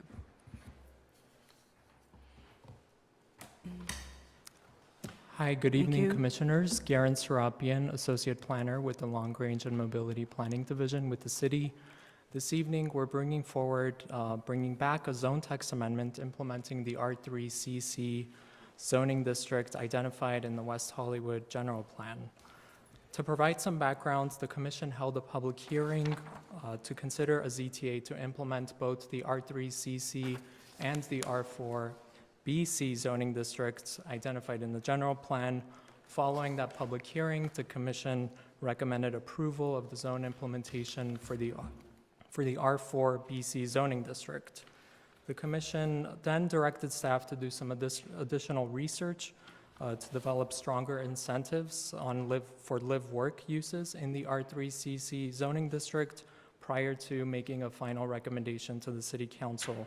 So the resolution you have today is for the R3CC zoning district is almost identical with the one that you saw on June 1st, with some additional incentives that were developed based on research for live-work. Just to recap some background, the R3CC zone implementation implements a zone change identified in the West Hollywood General Plan that would allow for residential uses with ground floor commercial on the east side of Fairfax, south of Santa Monica Boulevard. As required by state law, currently the general plan must match the zoning code, and currently the zoning code does not match what's in the general plan. And so we are here today to provide you with a resolution that provides standards for this new zoning district. The zone text amendment implements the R3CC zone text district, which would allow for residential uses with retail on the ground floor. The R3CC zoning district meets goals and policies of the general plan to direct and focus a majority of new development on the city's commercial corridors served by high levels of existing transit and future public transit use. The new zoning district would also meet the general plan's goal to meet housing goals on the city's commercial corridors.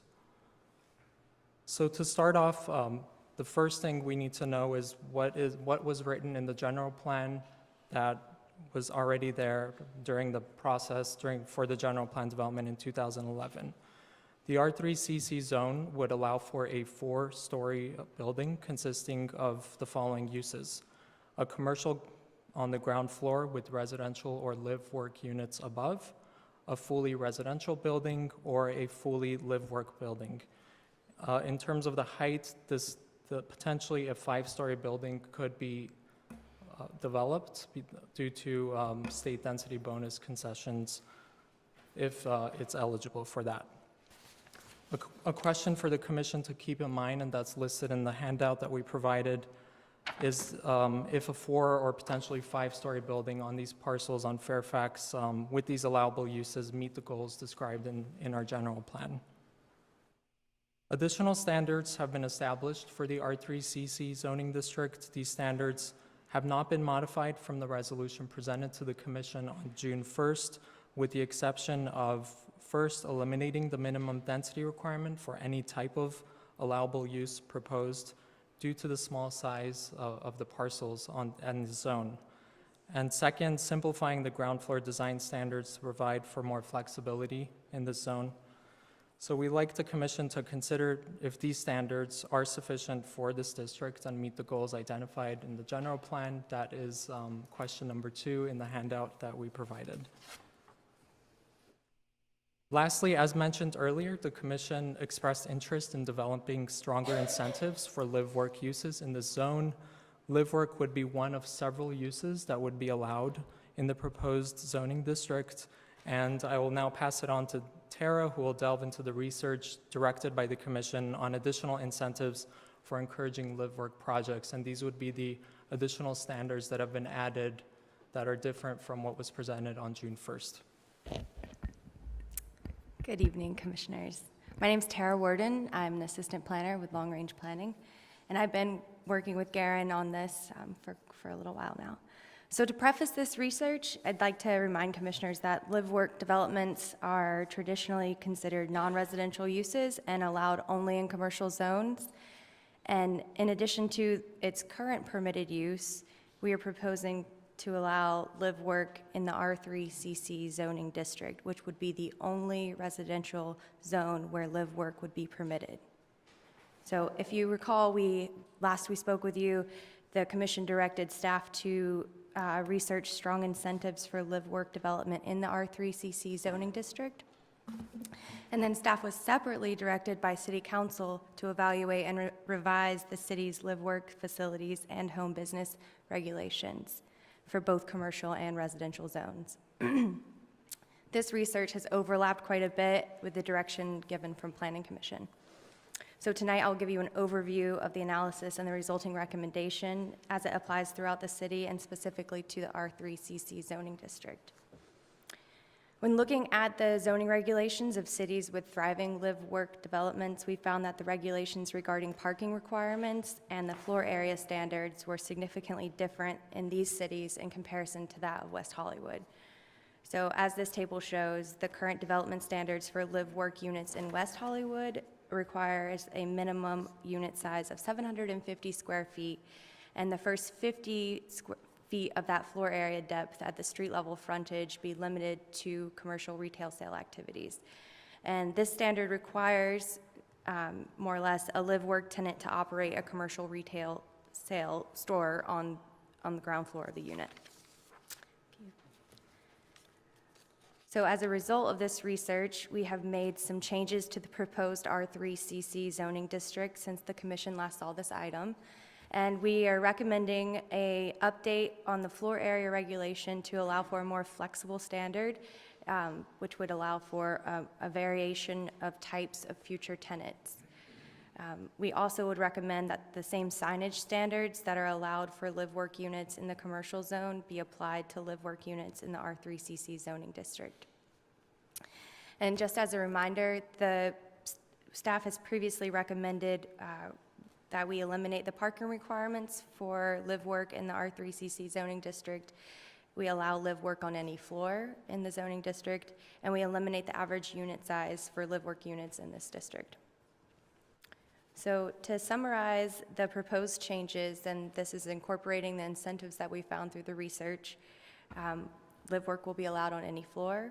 There will be no minimum density requirement, no parking required, no maximum average unit size, and the 30 to 60% of the unit should be dedicated to the workspace. So this is what's replacing the floor area standards that we basically took a hybrid approach from sort of best practices that we've researched.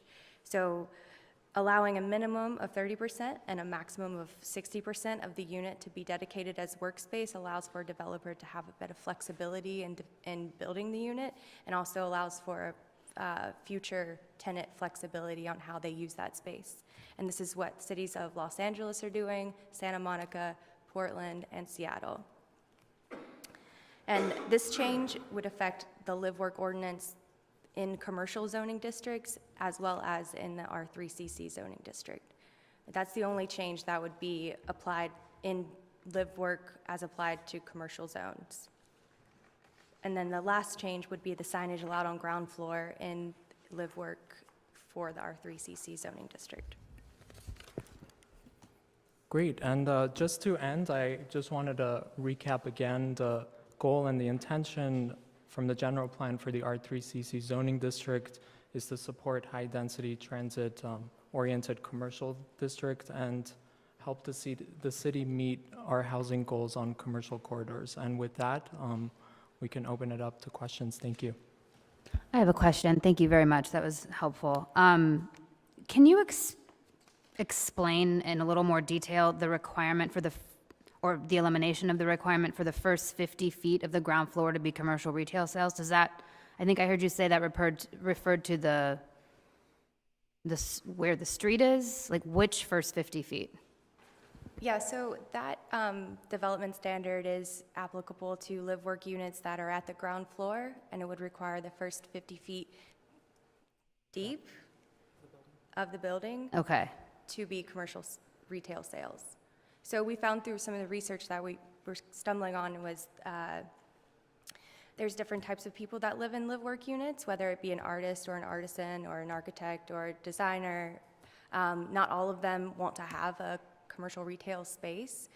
So for instance, some artists are represented by galleries, but they want to have a studio in their living space, but they don't do any commercial retail sales of their product. So this would allow for that to happen, but it would not require it. So because we haven't seen much live-work development in the city, it's recommended that we take a more flexible approach to how we develop the design standards. So how are you distinguishing live work from a home-based business then? Home-based businesses are a residential use that allow for a limited amount of commercial use, and the commercial use is very regulated in terms of you can have one employee, you can have, I'm sorry, I'm trying to recall. Oh, what is it? Limited customer visits. You have to apply for a business license. It's not necessarily anything to do with the typology of the building that you're actually operating your home business out of.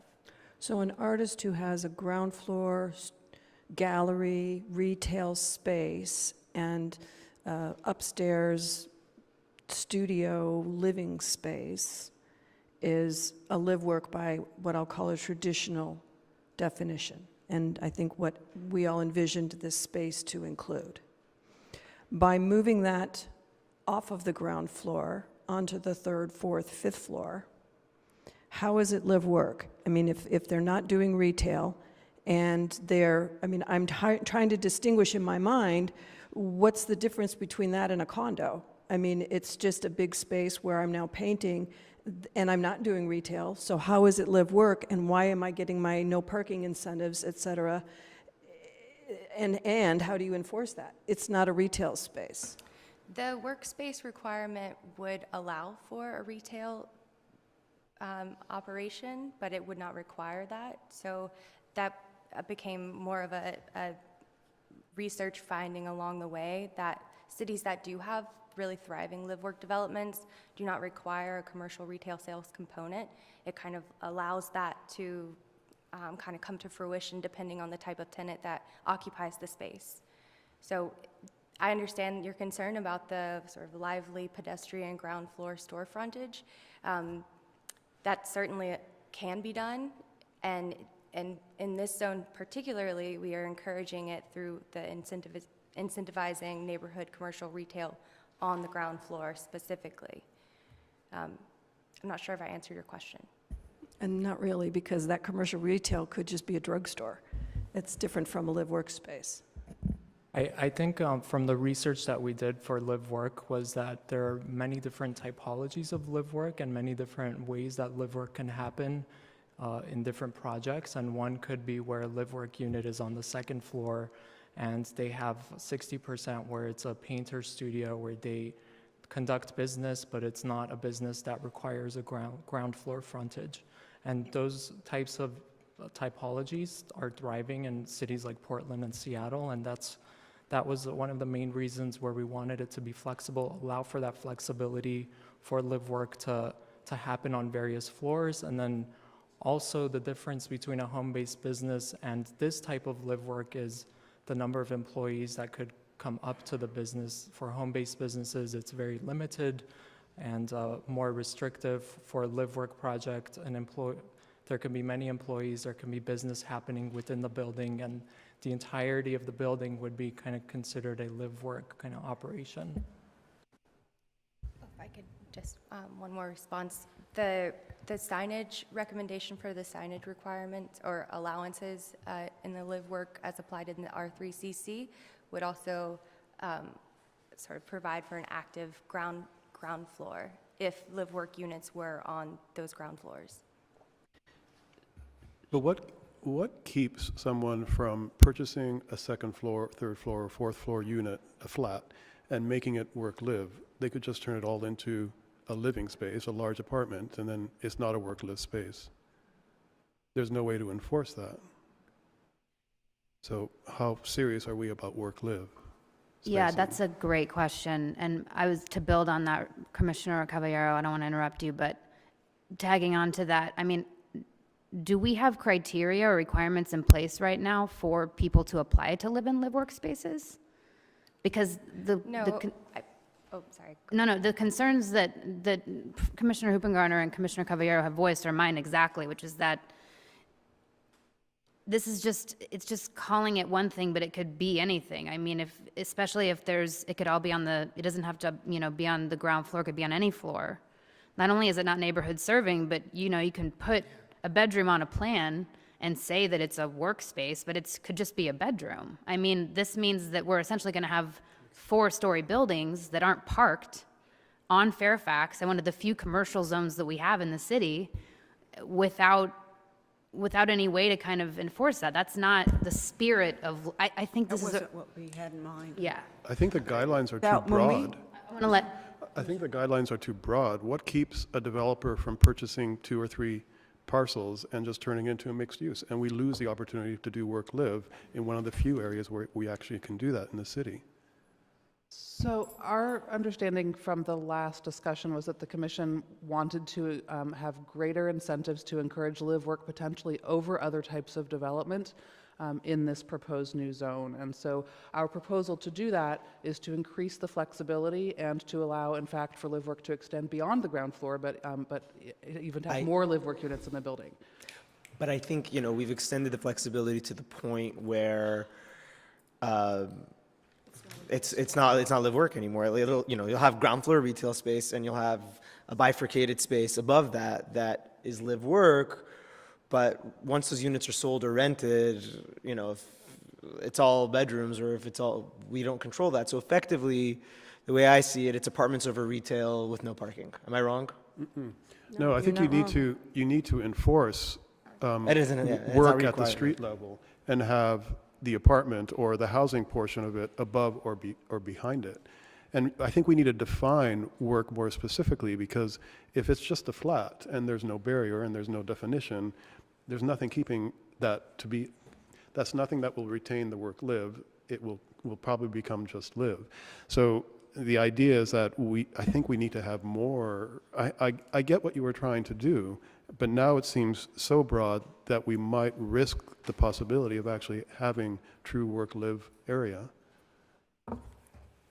So another approach to this to further restrict live work would be to limit it to the ground floor.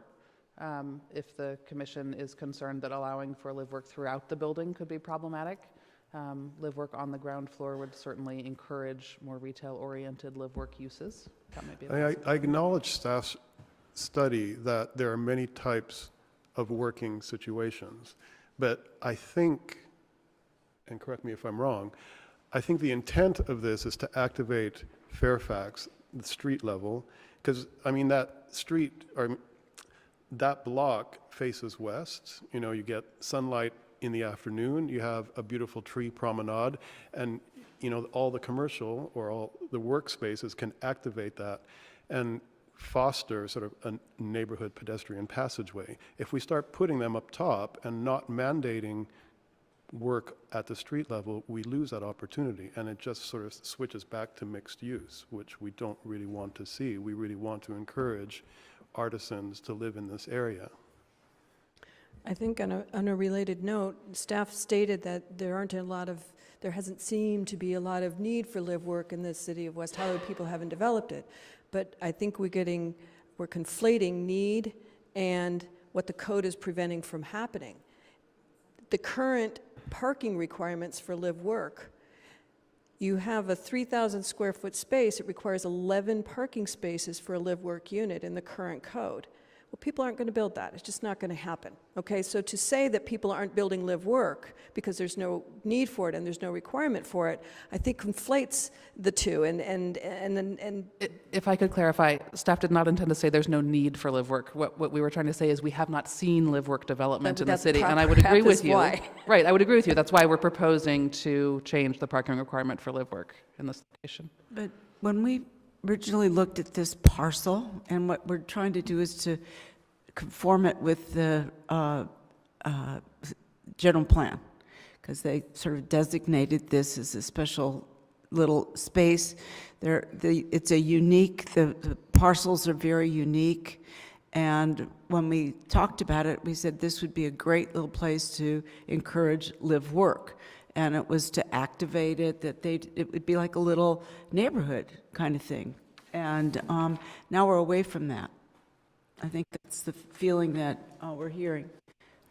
Yeah, Stacy? Yeah, I'm just not, I'm reading over some of the summary of some of the, residential feedback, and it sounds like what they want is, neighborhood serving businesses and buildings that, aren't super tall. I mean, right now we're talking about, I think it's maximum enjoyment of 2 lots, if I remember correctly, from the last time this was before us. And, 4 stories, that's the minimum I feel like it would be without parking. I'm just not hearing a lot of the neighborhood in this. I mean, it'd be great to, I'd love to have galleries, and that'd be great, but what neighborhood serving commercial interest does that serve? I get the incentives, and I think they're very well intentioned, but I have real concerns about this being true live work, especially that we would be approving it as the definition for live work and like the 2 other parts of the city where we can even do live work, that there wouldn't necessarily be neighborhood serving commercial. And also the fact that we haven't seen much live work development in the city because we haven't incented anyone to build it. And I don't know that I feel like this would incent developers to build live work in the way that we have conceived of live work as a community. I have real concerns about that. I agree with Commissioner Jones. Like, I feel like we need, if I were to do this over, or if we sat down and studied this one more time, I would not allow any lot ties on this, in this area, which would keep it from becoming a large mixed-use project. Let's see, I had a bunch of notes here too. And I actually think that CN1, zoning CN1, is more in keeping with the mixed, or the work-live scenario than this R3C option that so it would be, I think it would be good to go back and study that and try to understand what we could do to keep these from becoming large mixed-use projects, and not allowing lot ties would help contain that, requiring workspaces on the first level, but also accommodating different type of work-live spaces on upper floors, and again, sort of restricting the height so that you can't go to 5 stories. And if you're doing 1 lot, then that proportionally would probably work out.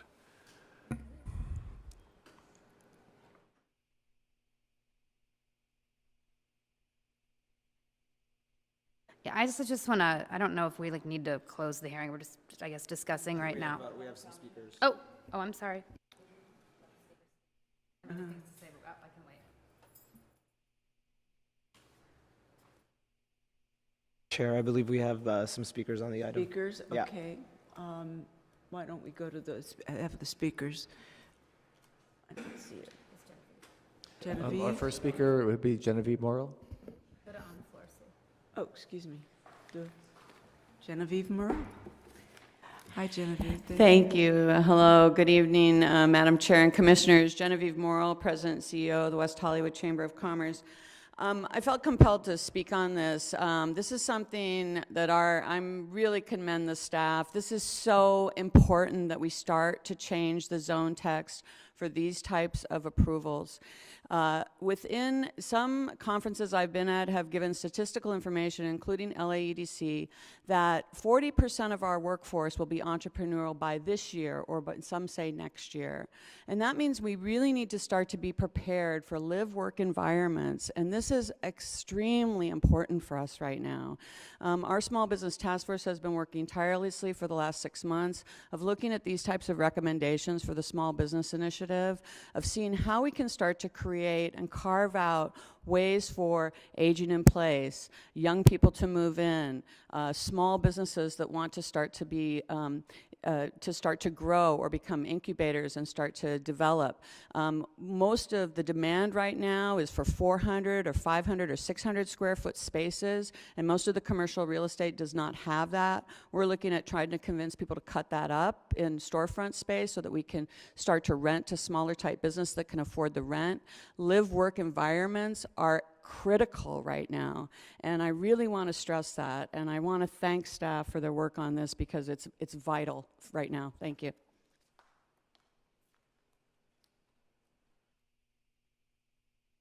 Other speakers? Yeah, the following chose not to speak, but they wanted their view read into the record. They support staff's recommendation. Catherine Sears and Daniel Collins. Thank you. Okay, we can close the public portion then at this point.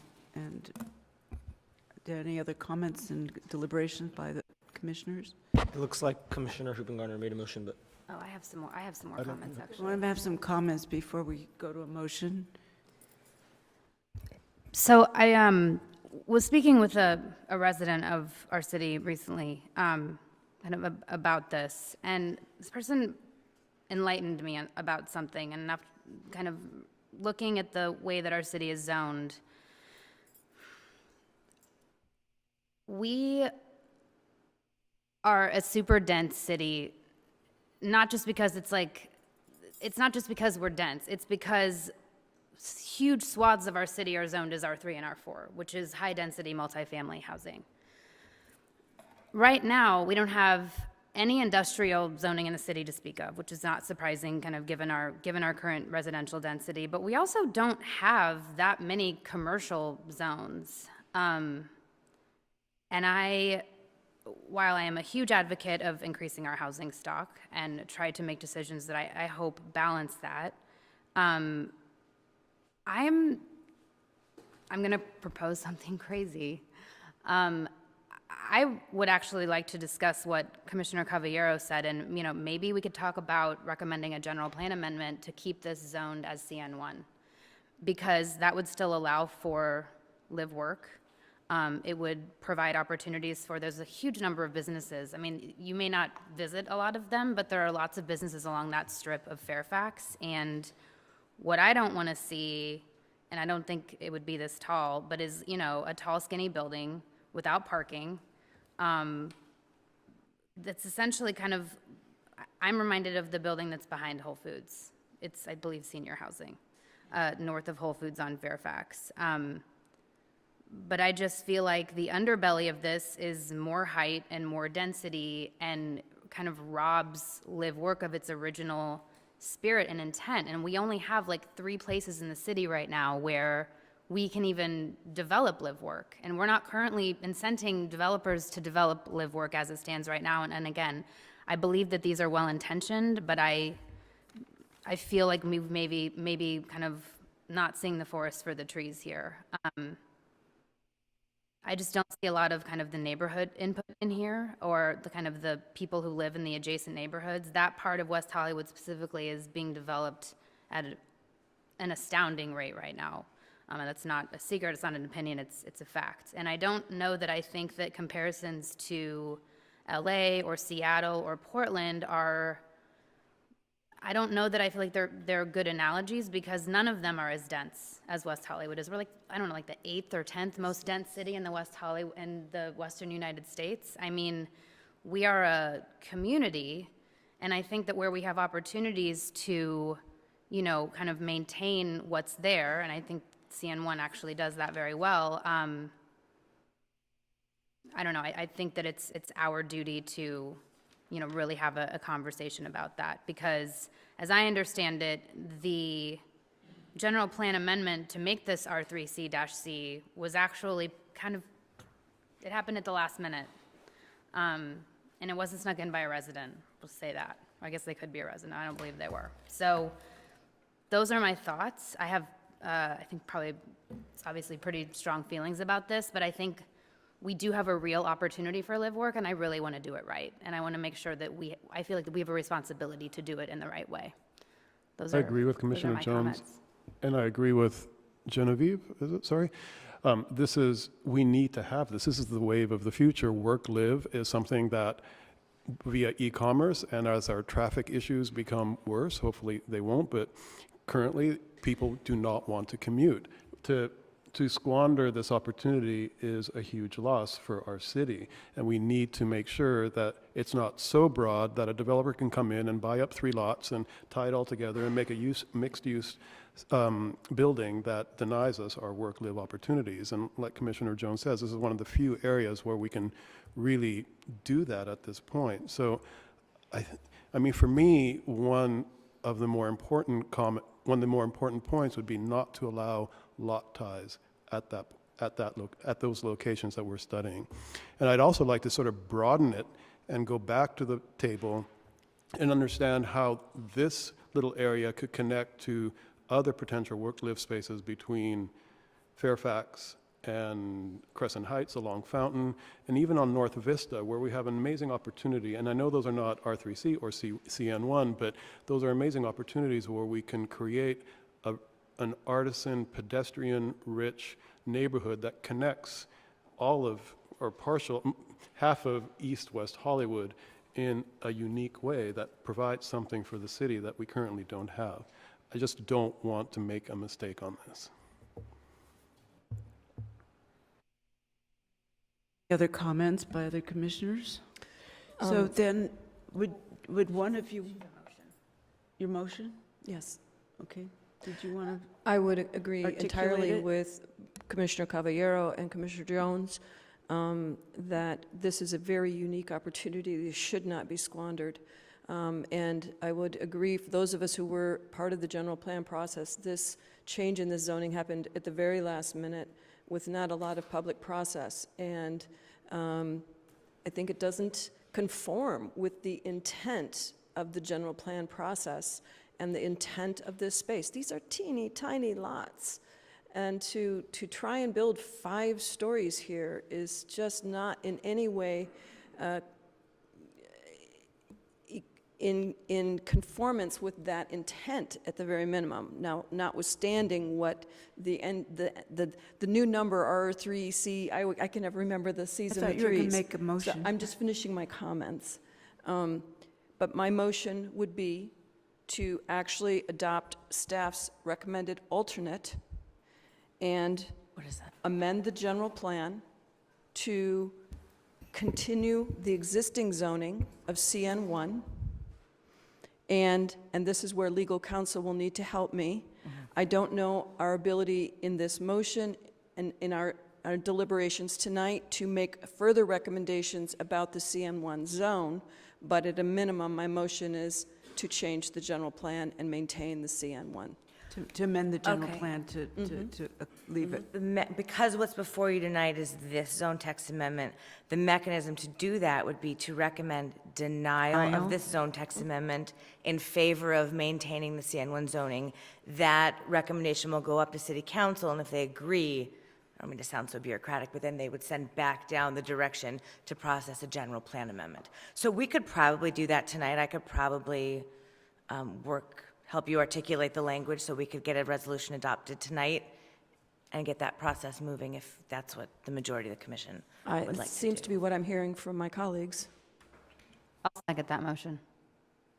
Can you add the inability to tie lots to that? That was my question to legal, because I would add the denial of lot ties, but that isn't part of the general plan, so I don't know the... I feel like that's That could be maybe part of the discussion if Yeah. it comes back on how to implement CN1 there. Okay. Conceptually, I agree with you 100% on that, because I think that helps achieve the What we goal of need. what we're stating. Right. Okay. Just a question. I'm not necessarily opposed to the idea in theory, but isn't that an issue with respect to like the Subdivision Map Act and all that stuff? Yeah, that's why, it's not something that I want to make part of the recommendation tonight and how we combine lots or how we don't combine lots. I think that's something that will require a little bit more thought and analysis. Because I think there's other things that I would include, like, because it's live-work and we want to maintain that unique, if you're under 25-foot live-work zone and retail, no parking. If they're more than 25, you can have maybe 1 or 2 parking spaces, that kind of thing. But I think that's a larger conversation to discuss regarding how we make the CN1 amenable to live-work. Right. First, we have to address the Getting general it- plan yeah, right. designation. That. Right. Okay. So here. You're going to articulate the motion Yeah, let me see. in legal Okay. terms? Here's what I would do. I would change the title of the resolution to say that it is recommending denial. And then I would change section 4, which talks about general plan consistency, to say the Planning Commission of the City of West Hollywood hereby finds that Zone Text Amendment 2007-0005 and the Zone Map Amendment to not be consistent with the general plan, and to maintaining CN1 would be a better way to support general plan goals. And then section 5 would just be amended, instead of saying approval to say denial.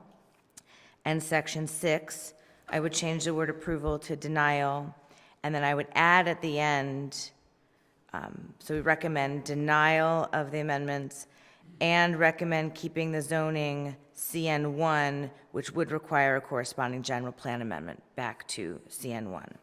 And then any other clerical minor changes that need to be made to be consistent with those revisions.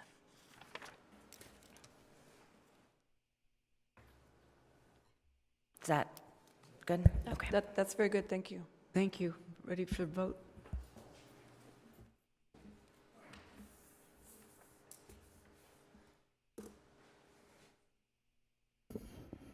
And the motion passes unanimously. There's no appeal. This is a recommendation to City Council. Thank you. Now we go on to item number 11, which is new business, having to deal with 8715 Melrose Avenue. We'll change our staff over, take a few moments. 3-minute break. Let's keep it to 3 minutes, though it's getting late.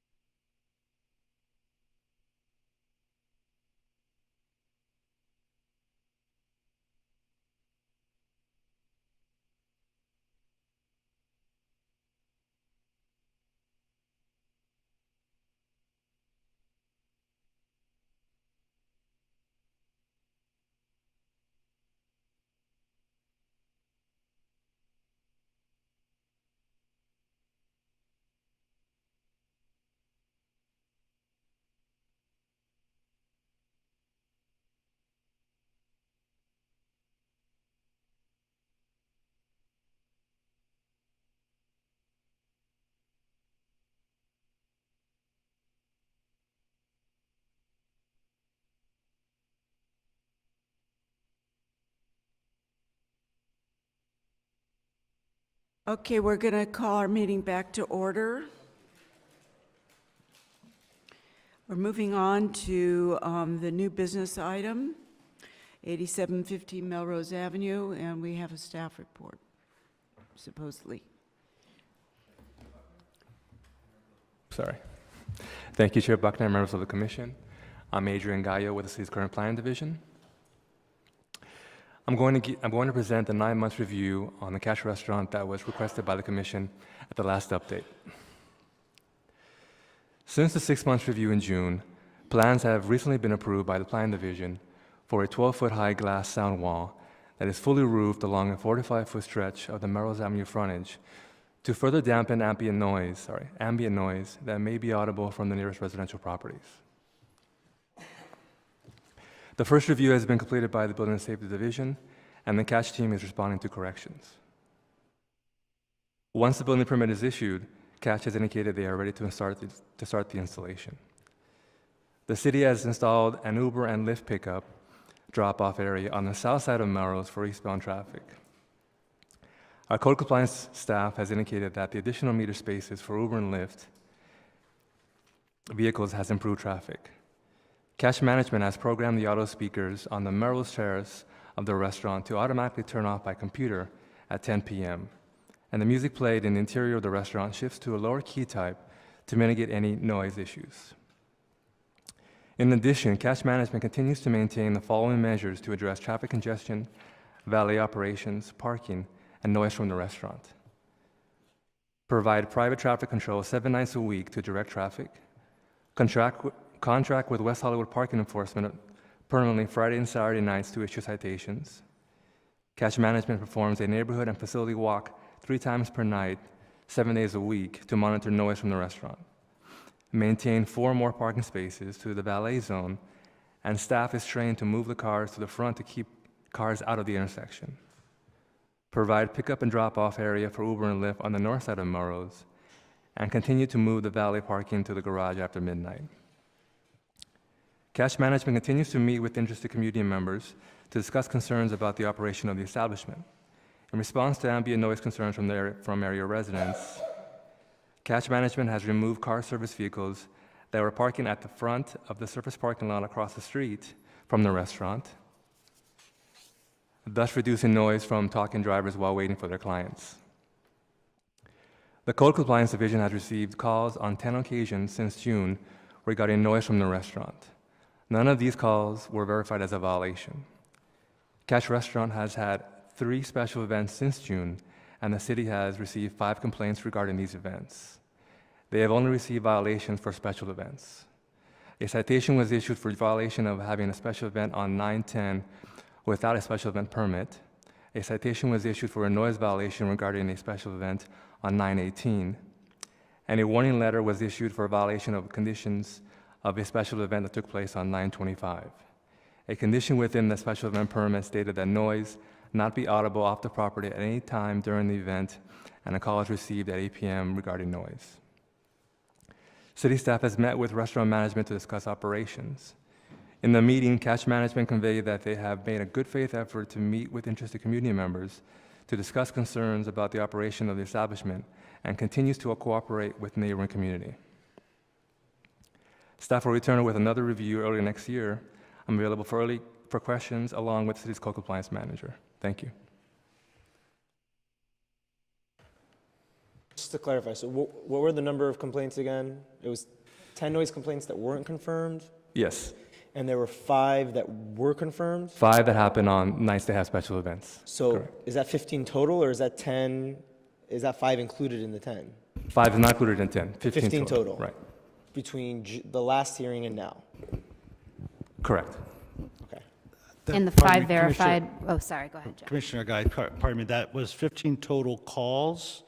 5 of those calls occurred over 3 nights from 5 different people. Okay, and then the other 10? The other 10 were over, yeah, I got it right here. What does it mean they weren't confirmed? What does that mean? Why? Yeah, that was my next question. The calls came in that we got complaints of noise coming from Catch. Code compliance staff would go into the neighborhood, listen, and they didn't hear the violation, they did not hear noise. So the complaint was not substantiated, not confirmed. Wait a minute. Sorry. 5 complaints coming over 3 nights. Do I gather, or did I hear that all those were on special event permit nights, or should have been a special event permit? That's correct. So to clarify, they had 3 special events, but only 1 was permitted? 2 were permitted, 1 was not. Okay. And Was there oh, I'm sorry. Go ahead. the limiter that at our last meeting, the manager admitted they had removed the limiters from their sound system. Have those been replaced? When I spoke to the representative of Catch, they mentioned that limiter is still part of the operations. And has that been validated by staff? We don't look at limiters per se, we just make sure that the noise is not being audible off of the property in the residential neighborhood. But the limiter is part of their MCUP. We can ask the applicant if they continue to use the limiter during operations. Okay. Any other comments or questions of staff at this point? Yeah, one. Jeff, the reason, did they give a reason for not applying for the special event permit on the one that was not permitted? Sorry, it's on. My question was, did they give a reason or proffer a reason for not applying for the special event permit on whatever date that was? In discussions with the applicant, the business owners and the representatives, that they were confused. They did not know that they needed one for the particular activities that were happening. It was a buyout for Netflix. They had a disc jockey.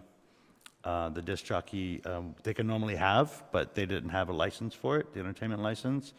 And the third thing was they were doing tray pass, so it was not table service. They were doing what? Tray pass for food, not table service, not like somebody sitting down and Tray dining. passes. Yeah. And when the special events were permitted, what was the reason for code enforcement not electing to enforce the requirement of a roof shield? Pardon me?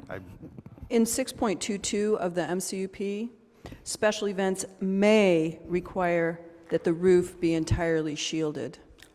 You need to have to ask the special events person for that. Right, but you issued 2 special event permits. I don't issue, I review. I do not Okay. issue. But special event staff do. the city issued 2 special events permits, yes? Yes. And the city elected not to enforce that paragraph of the MCUP and require the roof to be entirely shielded? I would need to check with the special events manager. Okay. I have a question. The 10 unconfirmed complaints, generally, like, what's the range of time in the evening that you guys receive those calls? I can tell you right now.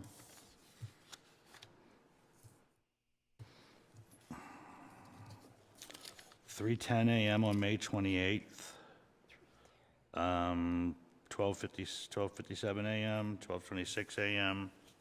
They range across the board, but most of them after like 11 o'clock. So it's safe to say that whether or not we confirmed it, they were up at these times and reached out to the city? Yes. And does this include calls to the sheriff's department? No. This is called code compliance. Do we know if the sheriff's department has been called? The sheriff's department received calls on the nights of the special events. So we as citizens are told that when code enforcement is closed, you are supposed to call sheriff. And yet we're not gathering data about the calls to the sheriff when they are acting in lieu of code enforcement? We did not ask the sheriff for the complaints, sorry. We just went through with what we received. The days of the special events, we had the sheriff's personnel contact us to let us know there was complaints received. So to be clear, at our last hearing here, or I guess it's officially a meeting, we actually made a point of telling the citizens that if code enforcement is called, you are to call the sheriff. No, if code enforcement's called, you don't need to call the sheriff. That's what we instructed to do. Well, we said actually, if it's after hours and code enforcement isn't there, we as citizens are to call the sheriff, and we in fact reiterated that from the Code enforcement works till 3 dais. a.m. Code enforcement's here till 3 a.m. Okay, Yes. Except for Tuesday and Wednesdays.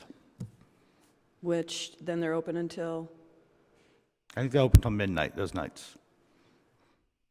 I guess I'm just concerned because I know Commissioner Jones and I both made a point of saying at that meeting, hey, if code enforcement is not available, you are to call the sheriff. They're the backup for code enforcement.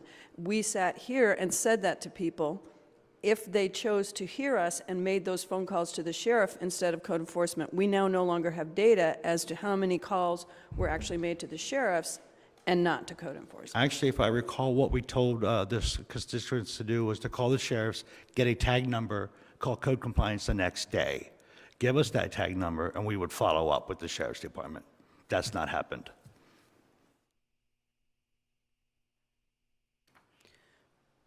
Okay. So we can open, so we have members of the public, and we have the applicant. Is there anybody from the applicant wants to come up at this point? Chair, I'd like to disclose that I met with the applicant in advance of this. Oh, excuse me. Yes, I'm sorry. Disclosures, I think we all might need to make it. Ruggiero? No? No. No. I did have a conversation with the applicant with regard to the items that we had discussed the last time that had been discussed by the commission and the expectations that we had at that time. Particularly I don't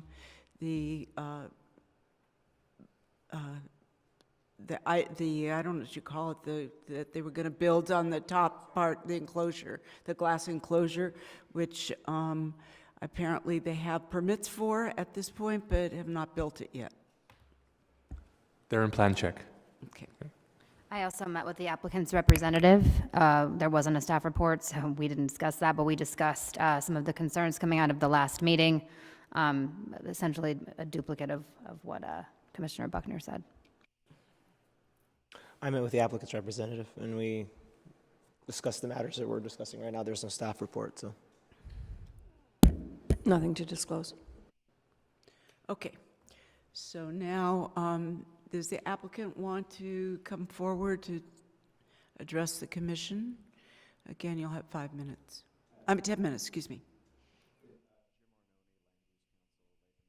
Representing Catch. Actually, as I understood the process, this isn't, we don't really have an applicant. This is a review. And so what we were just going to do is, the general manager is here, and he put in a card, and he was just going to speak during public comment. Then, of course, if there are questions, we'll respond. Okay, thank you then. My mistake. Thank you. Let's go on then to speakers. We have, first speaker is Javier Molero, followed by Zui Jari, or Hare. Good evening. Hello. Would you state your name? Yes, my name is Javier Molero, just like on the screen. I know, but we have to do that for matter of the public record. So of course, no, of your course. city of residence. Javier Molero. They call me Javi. Yes, thank you. It's West Hollywood. It's a great restaurant, great food. I can't always afford it myself, but it's wonderful. It tastes so good. There's nothing wrong with a place that employs 230 people, just about. I heard people like it. Food is terrific. There's not more noise coming out of there than anywhere else. It's certainly not a nightclub like in Santa Monica Boulevard. It's not Rage, which probably wouldn't be allowed here in this corner. And I asked them questions. They like working with the community. They will listen to you, I'm sure. I went up there today, and when I was going there at 5:30 or 5:15, I couldn't hear the music at all. I could see the word Catch, and I could see the valet people and everything. I went up there because you can go up there afterwards probably and just go up and where the Metro D is, and you'll hear the music, and it's really cool. And it's not club music, like the places in Santa Monica Boulevard. It's really nice. It's a classic place. It's really nice music. I came outside again, and I couldn't hear the music. And then, while I was in the lobby, I went outside again, and I could not hear the music. Even from the alley, I could not hear it at all. It serves the community. It employs a lot of people. Probably more people than they do at Rage. And it's a restaurant, not a nightclub. That's all. Thank you very much. Thank you. Zui Hare? And I apologize if I've messed up your name. Yeah, I'm Tzvi Jari. Jari. I'm a resident of West Hollywood for 27 years. I live on Larrabee, right opposite the London Hotel.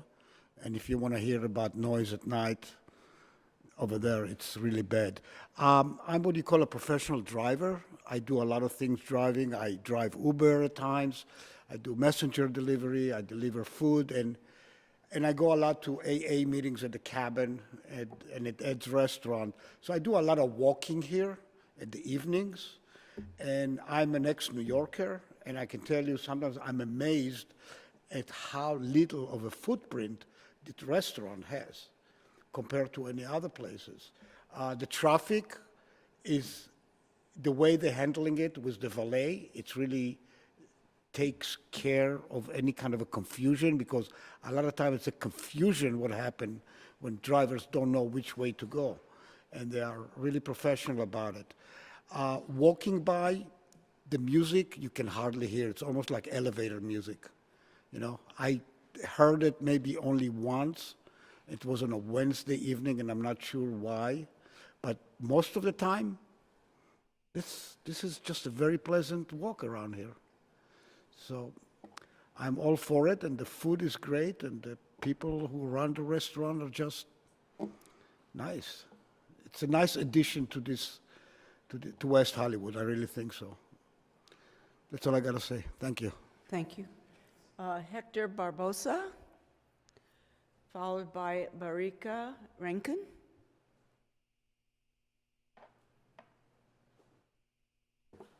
Good evening to everyone. My name is Hector Barbosa. I've been a resident of West Hollywood for the last 9 years. I moved in 2008 from the Palisades. And at that time, I certainly was looking for something different than was the Palisades. And, you know, West Hollywood being the vibrant city that it is, that it offers not only a diversity of people, but also that it offers great entertainment and great places to eat. It's always a great welcome when we have a great place that you can go and just spend with friends, have a good time. And I haven't found a problem since Catch has opened. I haven't found a problem that that would really say that, you know, that it doesn't belong here. Okay, I tend to take walks with my friends at different hours of every evening and every day, primarily in the weekend.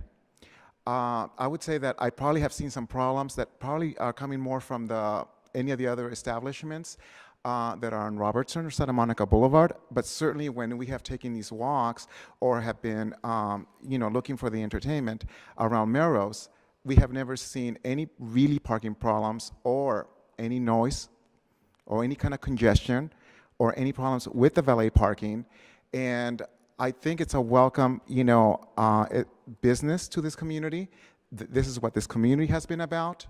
You know, that's why people come here. And if we had less and less of these establishments, it would be something completely different altogether, and I wouldn't want that to change. Thank you. Barika Rankin, followed by Genevieve Morrow.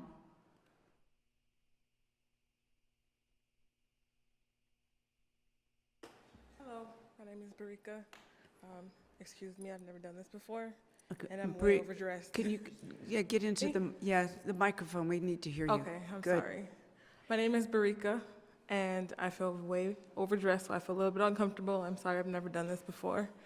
I just wanted to take the opportunity to say a little bit about Catch, because I have frequented the restaurant before, and I feel like I live in West Hollywood too, and it's a great addition to West Hollywood. I feel like West Hollywood is a representation of creativity and colorfulness, and I feel like the restaurant adds to the environment and fits into the puzzle of the neighborhood.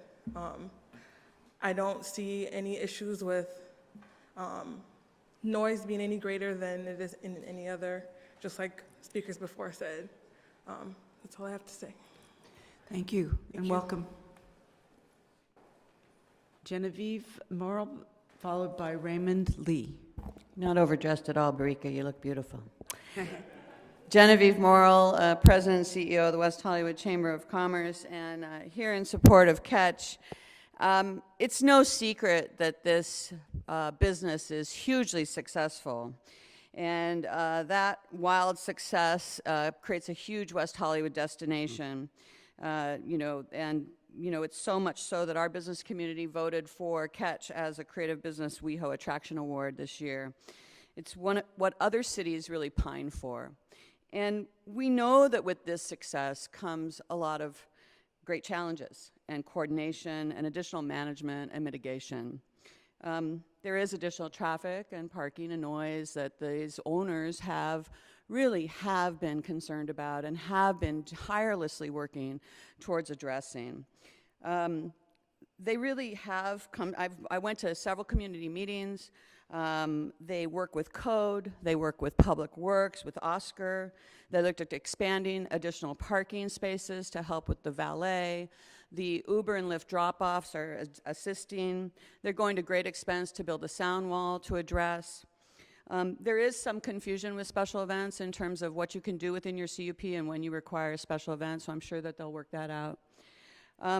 I think that this owner and these owners and manager have really a desire to support the community. What I've seen from the time they began to build, they have taken their responsibility seriously. They've stepped up to these challenges, and they have ensured that the community feels heard and that they work to address every item that they are confronted with to try to mitigate and adjust, whether it's their business model, whether it's adding more staff or more valet, more traffic mitigators to support. So I have watched them tirelessly continue to address their success and how they can remain this successful business in West Hollywood. Thank you. Thank you. Raymond Lee, followed by Darren Goldberg. Good evening. My name is Raymond Lee. I'm living in West Hollywood since 1982. I support Catch because I enjoying that this neighborhood has some really nice restaurant. And I see this restaurant is not much more noise and congestion than another restaurant. I go to Seconde, I go to all the restaurants all over here, you know. And actually, really more bother me is when Seven Sunday had all the event going on. That's where the noise come to me, you know. And I know it's so sorry some of the labor got disturbed, and I totally understand that, you know, but we all living in a city. And that's why I chose to live in West Hollywood. You know, I live in all different locations in West Hollywood. And then Catch had such a great clientele, and watching them, they've been changing. They've been changing, taking care of the parking situation, you know. And when the beginning opened, yeah, it's a bit crazy, honest with you, it's a bit crazy. And I was very discomforted. But now they all settled down, you know, everything seems to be working on the right way. And I hope Catch with the neighborhood, try to compromising to work something together, and we're all happy sharing this beautiful city. Thank you. Thank you. Darren Goldberg, followed by Richard Gisbert. Brett, excuse me.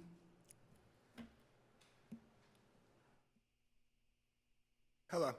Last time I got up here, I completely froze, so I wrote some notes, if you don't mind. Can you speak into the Yes, microphone? sorry. Thank you. Last time I got up here, I froze, so I took some notes this time to get my points across. My name is Darren Goldberg. I live on Rangeley Avenue, directly across the street from Catch. When Catch first moved in, they reached out to me to introduce themselves. They let me know that if we ever have any issues, just to call, and I've actually done that many times. I got the cell number of the owner. I email with him like quite often actually, and they've been neighbors. The only restaurant that has been a neighbor, I could say. I don't know the owner of any other restaurant that surrounds me. Or could I reach out to any other restaurant that's in the surrounding corners? When they first opened up, there were definitely some issues, but specifically some noise and traffic. But after I and some neighbors reached out to them, I've seen a huge improvement. They let me know what's going on while they're making changes. I know they made a lot of improvements and gone to great lengths to fix the issue they had. I also know they're putting up a sound wall that you guys discussed, and I personally don't hear any noise. I love having the restaurant there. I like the whole cachet it brings. When my sister came to visit, that was the first thing she wanted to see was Catch. I think it just added a lot of value to the neighborhood personally, you know, and it's basically become like one of the most famous corners in LA, and I think that's a good thing. That's why one of the reasons I live here. And I literally, like, my son sees it from his window, and I enjoy it. I see their manager so often, it's like having a security guard because they walk by my house. So for the noise, so I enjoy that too. It's like having at least a couple nights when I'm walking my dog, I see them. So I think they've done more than any other restaurant in the area to get along, and I'm happy to have them there, and I enjoy them very much. Thank you. Richard?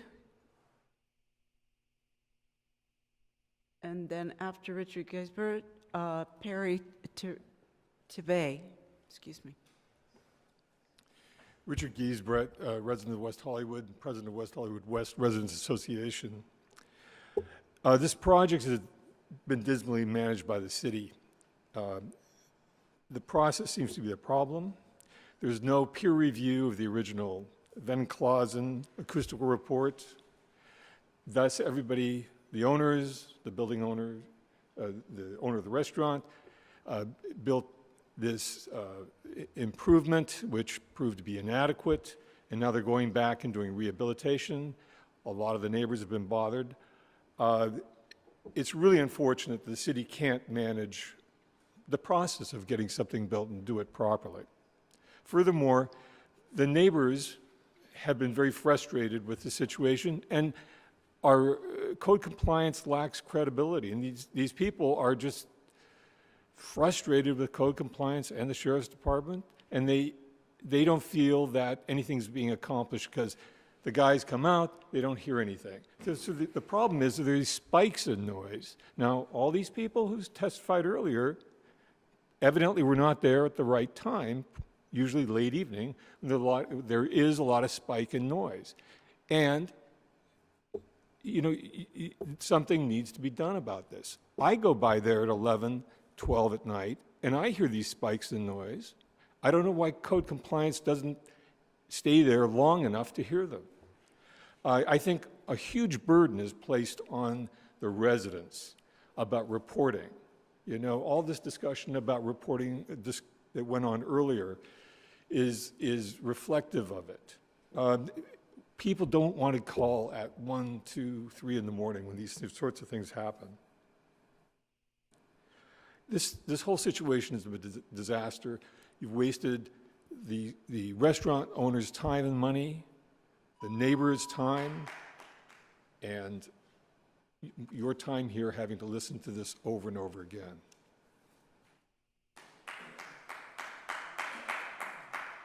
Perry Tevay.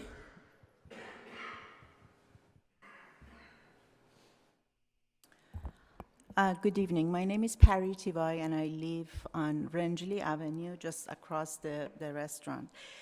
So hearing from all these people, I'm not sure where exactly they live or what hours of the evening they visit. The issue is not how nice this restaurant is or what a huge contribution it's making to the city of West Hollywood. I'm sure it's a very popular restaurant from what I see from my bedroom window, and I know that it's contributing a lot of tax revenue to the city. The issue here is the fact that it's the location and proximity to the residential neighborhood. It's on the top of a 4-story building, very close proximity to the neighborhood, to the residential. And it's on Melrose, where it's a narrow street, and they have their valet and all of this traffic on Melrose. So the noise from the restaurant is a separate issue, and there is a noise from the street which is really, really disturbing in the evening, late in the evening. And if you were in my position or my husband or my family, when we have to get up early in the morning, because unlike a lot of our neighbors who are rich or freelancers who work at home, we have to get up early in the morning and go to work. So if it's 12:30 in the midnight, after midnight, or 1 o'clock in the morning, and there's honking and laughing and shouting coming from Melrose, there is nothing we can do. The code compliance, they told us clearly that they can only take complaints certain nights of the week. They're not there on, I think, Wednesday or Tuesday or Wednesday, some of the middle part of the week. So there is nothing you can do about the noise from the street. And from the last time we were here, I think there was some discussion about moving the valet to San Vicente. Was there any studies about that? Yeah, the problem is that I think it's a fire zone, and you can't move it there. All red zone. Huh? Yeah, San Vicente is all red zone. You can't It's a have red valet zone drop for off. the fire department. Thank you. Thank you. And that's all of our public speakers at this time. Is there another one?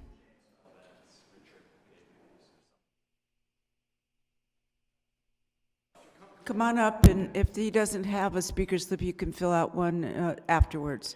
Yeah. Thank you. I'm James Bellavance. I live 2 blocks away from Catch. First of all, I'm sorry that I missed these meetings in the past, because I will never understand how a space that was supposed to be a showroom suddenly became a large rooftop restaurant.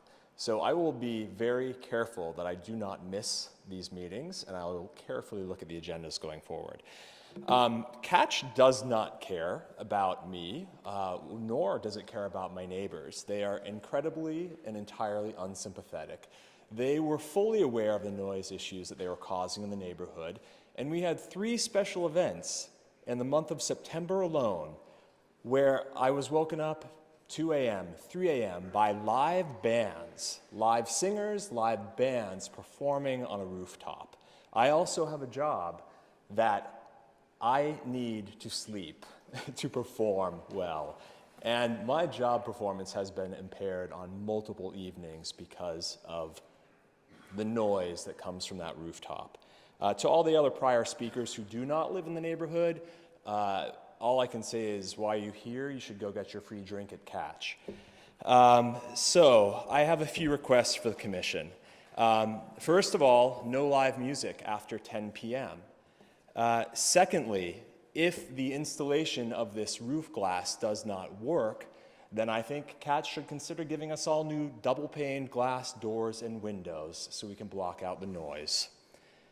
Finally, third, when this business eventually dies, because it will, I pray that this rooftop location will not be allowed to be dedicated to another restaurant space. Thank you.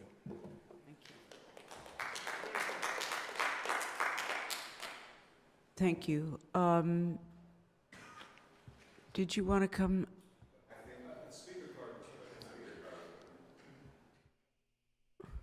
It's okay. Hi, my name is Mike Illich. I'm the general manager at Catch. I want to thank you for the chance to speak this evening.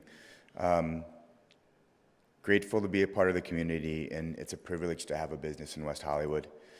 We serve up to 1,000 people every day at Catch, and there's certainly challenges that we've found with organizing that and making sure that we have as little of an impact on the residential neighborhood as possible. We continually adjust our daily operations to respond to changing situations and to try and improve operations. Since opening, we've found that there were some deficiencies in the design as far as where the host stand is, some large openings that allow for noise from the restaurant or sound from the restaurant to project south. And we really believe with the studies that we've done that the construction of this 45-foot long sound wall that has a roof will prevent a majority of that. And you've heard about sort of the process that we're in. I think we're very close to being approved, and we're ready to start construction as soon as the permits are final. We've also worked really hard to improve the valet operation. It's challenging, again, having 1,000 people there a night. We have we have a City of West Hollywood parking attendant there on Friday and Saturday to be a deterrent who just stands there on the street to make sure that people aren't stopping. We employ 7 nights a week a dedicated parking enforcement person to keep people moving and to keep that lane as fluid as possible. Certainly, I'm not going to try and say that there aren't any issues ever with one lane of travel and that one long lane of valet with cars coming in and out. But I can tell you this, I can tell you that from my standpoint and from the rest of the 12 front of the house managers that I have on staff, it's top priority with us. And we do walks 3 times a night down Rangeley in front of some of the homes. Sorry, I'll just wrap it up really quickly. So it is really a #1 concern with us. As busy as the restaurant is, we never, ever, ever don't send somebody down to the ground level those 3, sometimes 4 times a night to make sure that our noise impact is decreased as much as possible. And it's not about code for us, and I'm telling you this completely honestly. It's about the impact that we're having, especially and specifically 2 homes that are on Rangeley.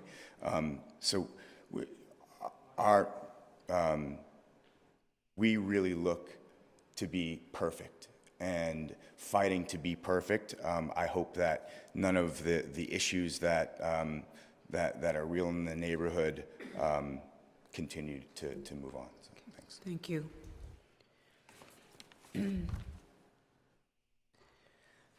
Okay, so any questions? Yes, Lynn. I'm sorry I didn't ask this earlier of staff. Could you go back to the pictures of the glass? Enclosure that's Yeah, proposed? So if I'm looking at this, the little black lines are the new glass? So the proposal is only to cover less than half of the space that faces Rangeley? 45 feet along Melrose.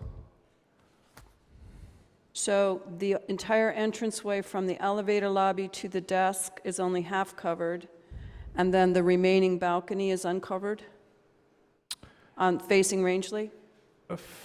You're going west or you're going east?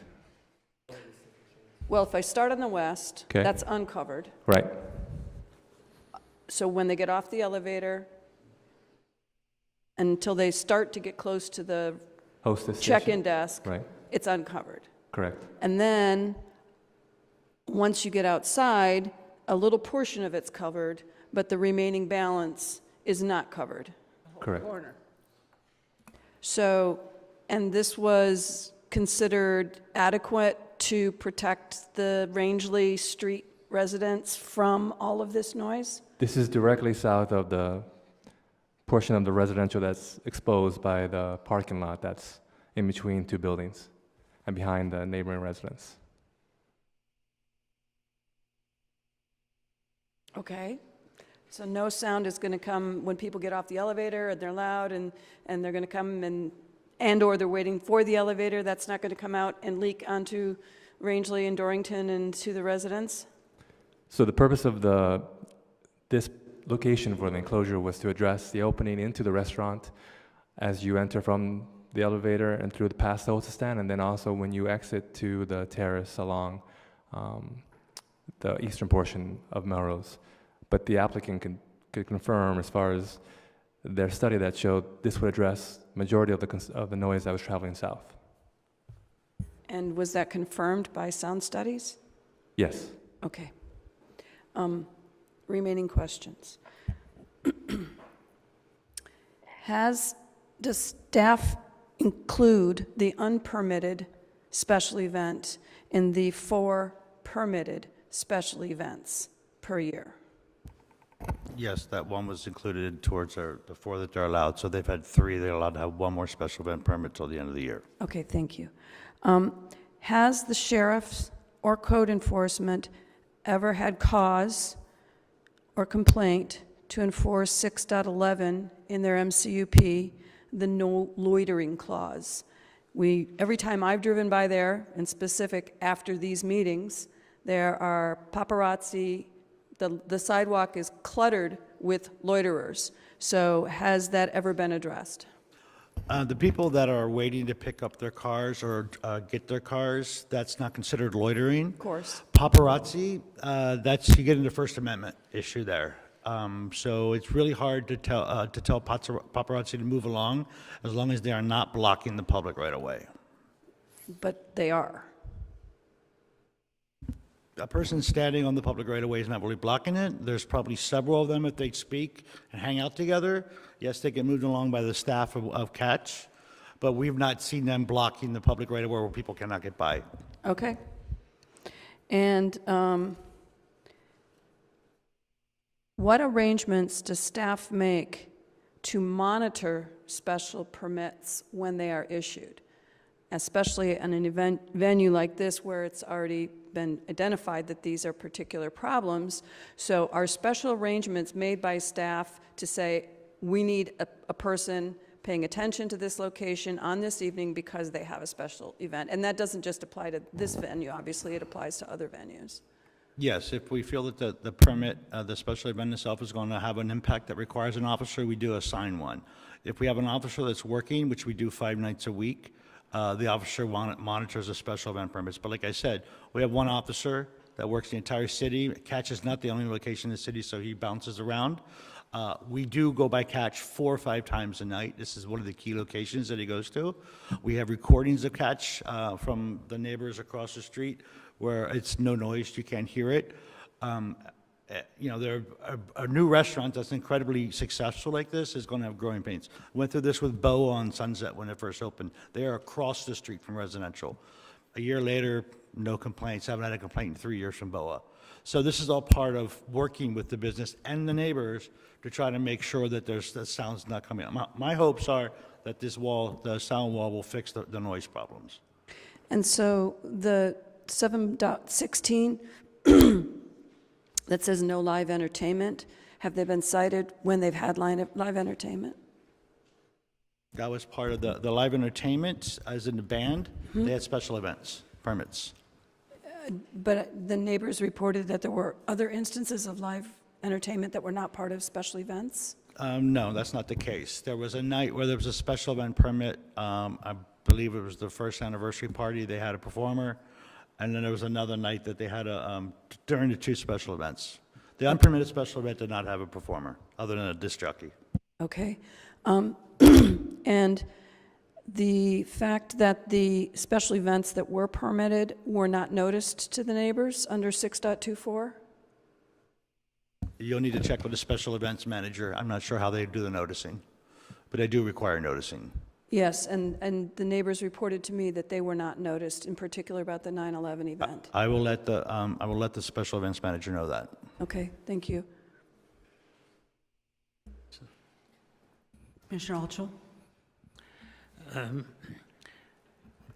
For a little bit over 30 years, I've lived above Sunset Boulevard, where there is a tremendous amount of entertainment, there's a tremendous amount of traffic, and there's a considerable amount of noise. And I live at the intersection. I used to not tell anybody my address that asked. I used to say I live at the intersection of Spago and Tower Records. And everybody knew where I lived. And Spago was one of the most successful restaurant businesses, I think, that ever hit the face of the earth. And for many, many years, there were problems with respect to traffic on a very narrow street going up Horn from Sunset, specifically caused by the fact that Spago had many, many customers that arrived by limousine. And they would unload their passengers right in front of the front door and would tie up traffic and would cause tremendous congestion, and the neighborhood was not happy. This went on for a huge amount of time until finally one day, one of the members of the neighborhood committee came up with a solution. And the solution was really simple. You put a railing at curbside where the front door is that goes the length of the upward slope of the hill, so that the limousines, if they unload a passenger adjacent to the front door, the passenger would bump into a railing and couldn't cross. So therefore, the limousines were forced to go off-site, which they did, and the problem was solved. Spago and the neighborhood worked on this for I don't know how many years, and it got solved. Paparazzi all the time for the entire existence of Spago in that neighborhood. But it added to the panache, and it added to our quality of life, and it added to who we were, is the fact that we live at the intersection of Spago and Tower Records. They're both gone. Tower Records still has a presence on a painted sign, and Spago chose to go relocate itself into Beverly Hills. But those years were fantastic, created a tremendous amount of ability for West Hollywood to provide its social services, to give renters rent stabilization, and oh yes, it made homeowners enormously wealthy as part of a whole design to make West Hollywood, and the fact that West Hollywood became a destination point and a very, very happy, wonderful place to live. The Catch people are facing some challenges, but they're working on it, and it is shown by the fact that I believe this is our third iteration of our reviews, and the complaints are less and less. So I'm convinced that they're working on it. I'm also convinced that there is a solution to the major problems ahead, just like there was the railing at the curbside and the positioning of the paparazzi where they have to stand, as that made Spago one of the best cooperating neighbors, business neighbors that any neighbor could have had. So I applaud Catch for doing what they are doing to make it work. I applaud Catch for making West Hollywood a destination. Melrose has always been a commercial street in West Hollywood, from just east of La Cienega to Doheny, and it has become a burgeoning commercial street. It's part of what we are, and we will make it work, because people like the management and the ownership of Catch are doing what they're supposed to do, and it isn't going to be done by Tuesday morning. But I'm convinced it's being worked on, and I thank all of the neighbors that are working with the business to make it what it should be and what it will be. Thank you. Thank you. Commissioner Jones? Is the public hearing closed? Are we closing the public hearing? Yeah, I think we should. Public hearing close. So, and thank you, Commissioner Altschul. I love hearing kind of context for stories about West Hollywood, and, agree that Catch is, providing, if nothing else, tax revenue for our city. I don't want to put staff on blast. I want to commend you for all the work you've done with Catch and on kind of this review process. I know that, you are the ones who get the calls when people are upset. So I want to commend you for that. I think that some of the criticisms are a little harsh. I have called code compliance before, albeit not at 3 o'clock in the morning. They were there in 10 minutes. I called Jeff and I don't even think he asked my name. He was like, I'll be there in 10 minutes, and he was. And from firsthand experience, I can vouch that they're incredibly diligent. I think what I'm hearing is missing here, really, and we discussed this at length at the last meeting, is direct communication between people in the neighborhood and the owners / manager of the restaurant. I believe Mr. Birnbaum, is that his? What are you talking about? Okay, please let me finish talking. Please let me finish talking. The onus is, Excuse me, Mr. Gisbert. the onus is on the business owner. Please let me finish. Thank you. To connect with the community. And I believe at the last meeting, we had talked about the owner giving his cell phone number or the cell phone number of his staff to the people in the neighborhood who are affected the most by this. So if that hasn't happened, I apologize. But, you know, that's the missing piece that I'm hearing here, is that people in the community aren't able to reach the restaurant. And I think that would really help alleviate a lot of the issues that we're hearing here. So I'm on your side. Please know that. But, you know, I'd like to see something to that end facilitated, just because, you know, rather than having to call code enforcement, wouldn't it be easier to be able to text somebody who's on the floor of the restaurant to be like, our neighbor is upset and we need to turn down the music right now? I think that would be a better solution for all parties involved. Those are my comments. I don't kind of know if there's any action points, so to speak, but I'm open to hearing the rest of the commissioners' comments. Can I go next? Yes, you can go next. Thank you. I think this is a problem. While, you know, I appreciate the context that Commissioner Alshel put this project, you know, into, I believe that there's a marked difference between the Sunset Strip, which is historically, you know, and the city prides itself on its history as a rock and roll, you know, loud nightlife destination, and a building that was approved for a showroom and ended up with a rooftop restaurant. At the last review, which I think was 4 or 5 months ago, we had, you know, members of the neighborhood directly to the south of the property of the restaurant expressed to us their issues. And I know we had 15 complaints, 5 confirmed and 10 unconfirmed, but if we have 10 people up between, or I don't know how many of these are the same people, but between the hours of 11 p.m. and 3 a.m., that's problematic. Whether or not it's confirmed or unconfirmed, they're awake. I'm not awake at 3 a.m., you know, unless I'm having a hard time sleeping. That's and what would cause, and there's a lot of things that would cause that, but you know, I don't believe that a business can be a detriment to a neighborhood that it purports to be a benefit to. The sales tax revenue is wonderful. The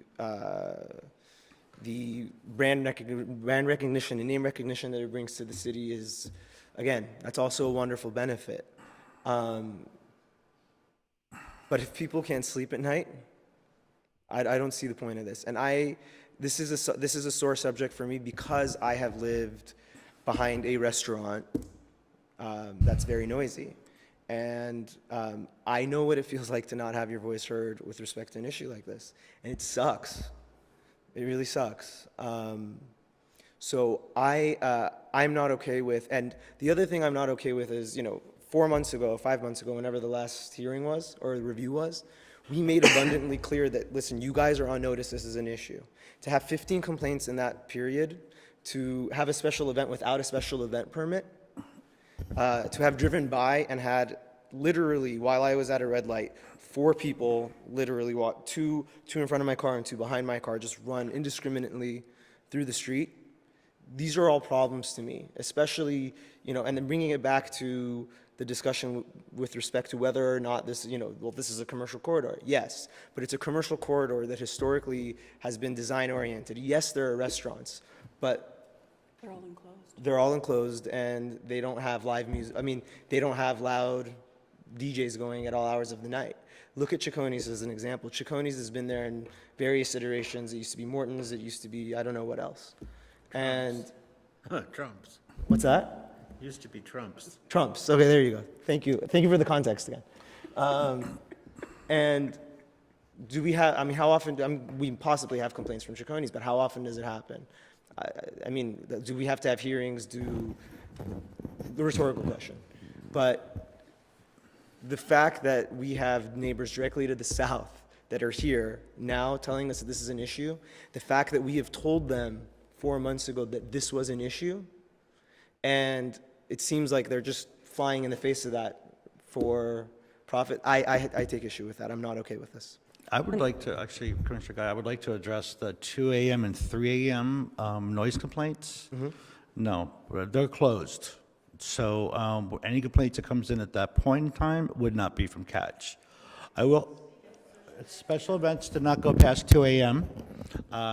These special events that they had, I think, ended at 1 a.m. In addition, Is it possible that people loiter past the? No, there's my office. It's impossible. So I'm sure there's a lot of club traffic, people walking, people driving from the clubs on on Santa Monica Boulevard in Boys Town at 2 and 3 a.m. Absolutely. The PDC had an event last week that was incredibly loud. They were cited $5,000 for the loud event. We got complaints that it was Catch. Okay. This happens often. Right. When my officer's out there and he goes, listen to music, and my officer Joe Torres would, yeah, that was a car going by with a loud stereo. A lot of this noise, it's a busy corridor. Yes, Catch has increased the amount of activity on Melrose in that area. I have no doubt it has. But the complaints that we're getting predominantly come from two particular individuals. Sometimes they come multiple times a night. Catch, I believe, is working with this particular sound wall to address that, and it's my hopes that it will work. I don't know what to say. I said it's What a if it business. doesn't? Pardon me? What if it doesn't? We'll have to look at something I'd like to else. speak to that, because I would agree with Commissioner Guy. I think, Jeff, you and I first met via the phone at some dark o'clock because I had a neighbor who started their parties at 2:30 in the morning, and this went on for the better part of 2 years. So I can speak to the lack of sleep and how incredibly disruptive it is to your health and your business, okay? So while I agree with Commissioner Altschul, this is West Hollywood, and we are a community of event locations, if you will. But they're all closed spaces. And this is not a closed space. I live a block from Santa Monica Boulevard, right in Boys Town, okay? I don't hear the clubs because A, they're facing the street, and B, they're mostly enclosed spaces. And this is a completely different venue with a wide open rooftop with a couple of hundred people loud at night. Now, we have a noise ordinance, and this MCUP says that practically in point number 1, this organization will comply with the noise ordinance, which says there will be no noise that disturbs the neighborhood between 10 p.m. and 8 a.m. So perhaps the solution is very simple. Turn the music off at 10 p.m. I do believe that they turned the speakers off on the southern side of the business at 10 p.m. each night. So only the speakers that would be inside the restaurant were on. All the balcony speakers are Yes, turned all off? go off at 10 p.m. On all sides? On all sides at 10 p.m. are turned off. But there is no roof to this establishment. No, it's retractable, yes. Sometimes it's closed, sometimes it's open. But I know that now they're going to be putting a roof on for the next, what do you call it? For the next The 3. cloth roof. It's plastic. It's a plastic roof that protects for rain for the winter months. That's happening soon, I believe. The manager But during can the speak to that. summer, that's wide open. Yes. Okay, and I guess that's my point. It's wide open. I And you've got understand. a couple hundred people and music amplified. It's at up to 2 a.m. That is incredibly disturbing to the people who live in our community. And this is about the community. This is understand. about a win-win-win-win. And not just a win for the people who are paying us the biggest taxes, it's about the entire community. And so how can we find that win? And one might be to actually comply with the code that there is no amplified music in an open space after 10 p.m. I cannot make them turn the music off at 10 p.m. I can just make them not have it audible off the property in the residential neighborhood after 10 p.m.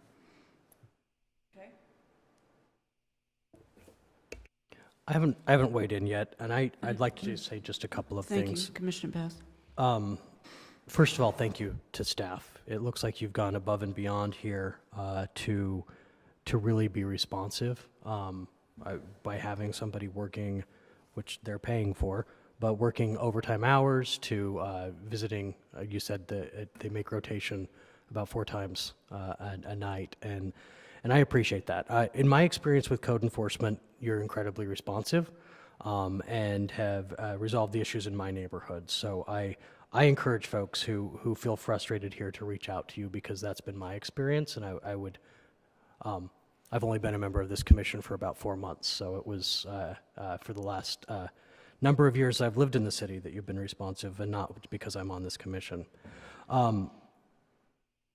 I've visited the area frequently. I often go to the West Hollywood Recovery Center, and I park here, so I'm in this neighborhood walking at a regularly, in addition to when we leave these meetings. I've never heard the restaurant off, but I know that that's different than when you're at your home in the middle of the night, and that experience of me walking down the street is different. So I actually, the other night, just anticipating this, came and parked my car and went and walked through the neighborhood at night and just hung out in the neighborhood. And as I was climbing out of my car, I would call him a friend, but he's a casual acquaintance. We did AIDS Life Cycle together, but I've never hung out with him other than biking with him for a few hundred miles, on and off for a few days. I'm climbing out of my car, I see him, I say hello. He identifies, he says, "Do you live in the neighborhood?" He identifies himself as living at Rangeley in San Vicente.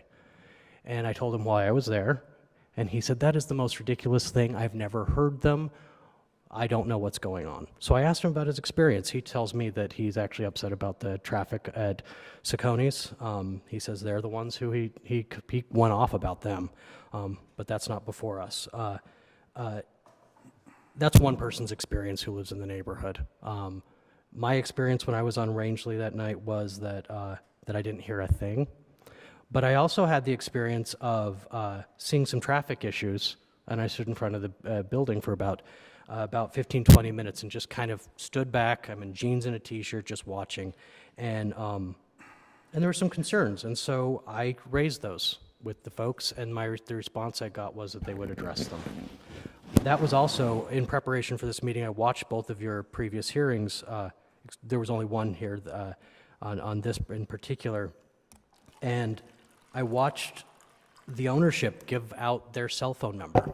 And in my neighborhood, I call code enforcement on one particular developer in my neighborhood because his response whenever something goes on is basically F you.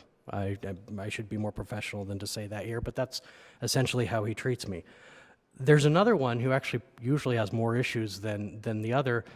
He's given me his cell phone number, that developer, and what I do is I text him, and I say, "Hey, this is what's going on." I'll text him a picture, and I have not called code enforcement about that development once because it gets resolved. So I would encourage folks in the neighborhood, as frustrating as this might be, reach out to them. They've offered their cell phone numbers. Try that first. If it doesn't work, then use code enforcement. But I'm failing to see, this after all of this, I'm failing to see our jurisdiction here. We have a business that has some hiccups. Code enforcement seems to be working. I think this is beyond the Planning Commission at this point in time, and I'm glad Catch is in our neighborhood. That's where I come down on this. If I may, Mike Illick, the general manager, has given his phone number here. I can read it to the record if you'd like. It's Mike Illick, area code 917-287-4135. Again, that's area code 917-287-4135. Thank you. It seems to me, and I sort of agree with Commissioner Bass, that there's only so much that we can do as a commission. It's not really our job to do that, to have the hearing, to just make sure things are moving along the way they are, which is what we're doing. But it seems like the real issue is with the special events. So normally, businesses have more than 4 events. This particular business was limited to 4 special events, but maybe they shouldn't have any. They're busy enough on the other nights. You have 1,000 people having dinner there. They don't maybe even need it. And if this is creating a problem, I would encourage the the management there to maybe not do the special events if this is what's creating so much, so many issues with the neighbors. And I don't know, I mean, at this point, this is part of their conditions. They're allowed 4 events, but maybe be wise and not do them very much, and especially not have loud live music after 10, especially if it's on a weeknight. I mean, I would just encourage you to consider that as part of your business practice, if you want to call it. That's what I'm thinking. And I think that the sound wall hopefully will help for some of that noise. Maybe it'll actually be so effective that we won't have this problem. I'm not too sure about that, but since it's not going all the way around, and maybe if it gets to be continued problem, maybe the roof, there's some kind of a roof on there, it's still open. People can see through these plexiglass roofs or walls. It's not going to affect the view and everything. So there are a lot of options, I think, that we can still do if it continues to be a problem. We don't have another review, but I'd like to encourage another review after the sound wall goes up and we have a chance for that to be in operation. I just want to clarify, there is another review that will be either in January or February, depending on the Planning Commission's schedule, so we will be back one more time per previous direction from the Commission. However, as far as the wall, the new sound wall, it's still in plan check. So after the plan check, then they have to get it built. And I don't know how long that's going to take or what's involved there, but will it be done by January? It should be, yes. So then that might be an appropriate time to deal with that. Thank you. Any other comments? Anybody? So, I mean, that's my recommendation, and take it. We'll check it out when we come back.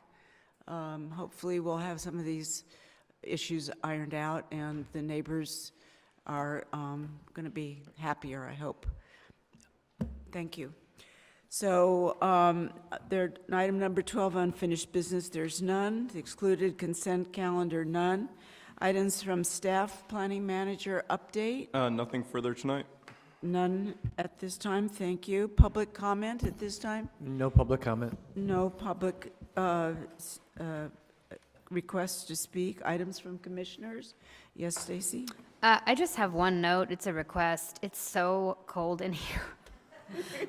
Can we please make sure that it's at least 68, 70 degrees? I don't know, in here. Like, it literally is colder in here right now than it is outside. Okay. I have just one that I said at long-range planning, and that I would request that staff post to the public the content of long-range planning meetings so that they are available to the public, just like these meetings are. Currently, the only thing that is posted is the agenda item with one little tiny paragraph and not the actual content that is available to Planning Commission, the commissioners on the committee for review. I think it's to make it a true transparent process that should be available as a PDF as well on the website. I, for one, wanted to get it as a PDF because I was out of town and wanted to review it, and I couldn't even get it myself as a planning commissioner. Yeah, Thank you. That's a good point. Thank you, Lynn. Anybody else? None? Okay, Chair, then. Chair, we have a public speaker that would like to speak. Do you want to go back to? It's okay if you want to go back to it. Come and take your...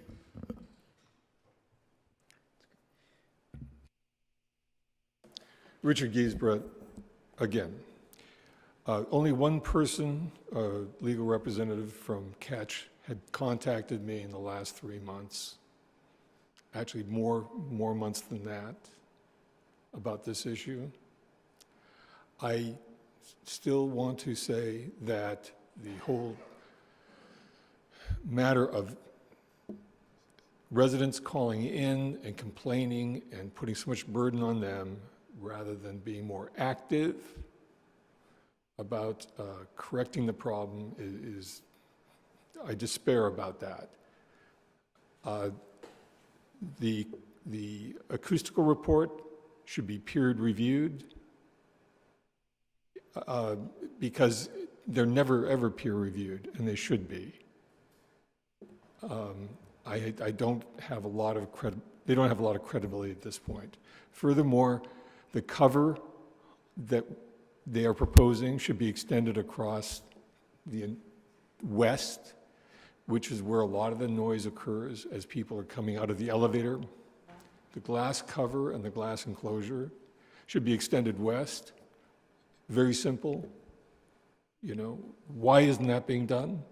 If they're going to do the work, why not do it well? This problem is not rocket science. Lots of people have solved it. Lots of cities have rooftop decks and other very loud activities, and the sound is contained. As I said earlier, oftentimes the problem is the process. When the applications come, they're not thoroughly evaluated.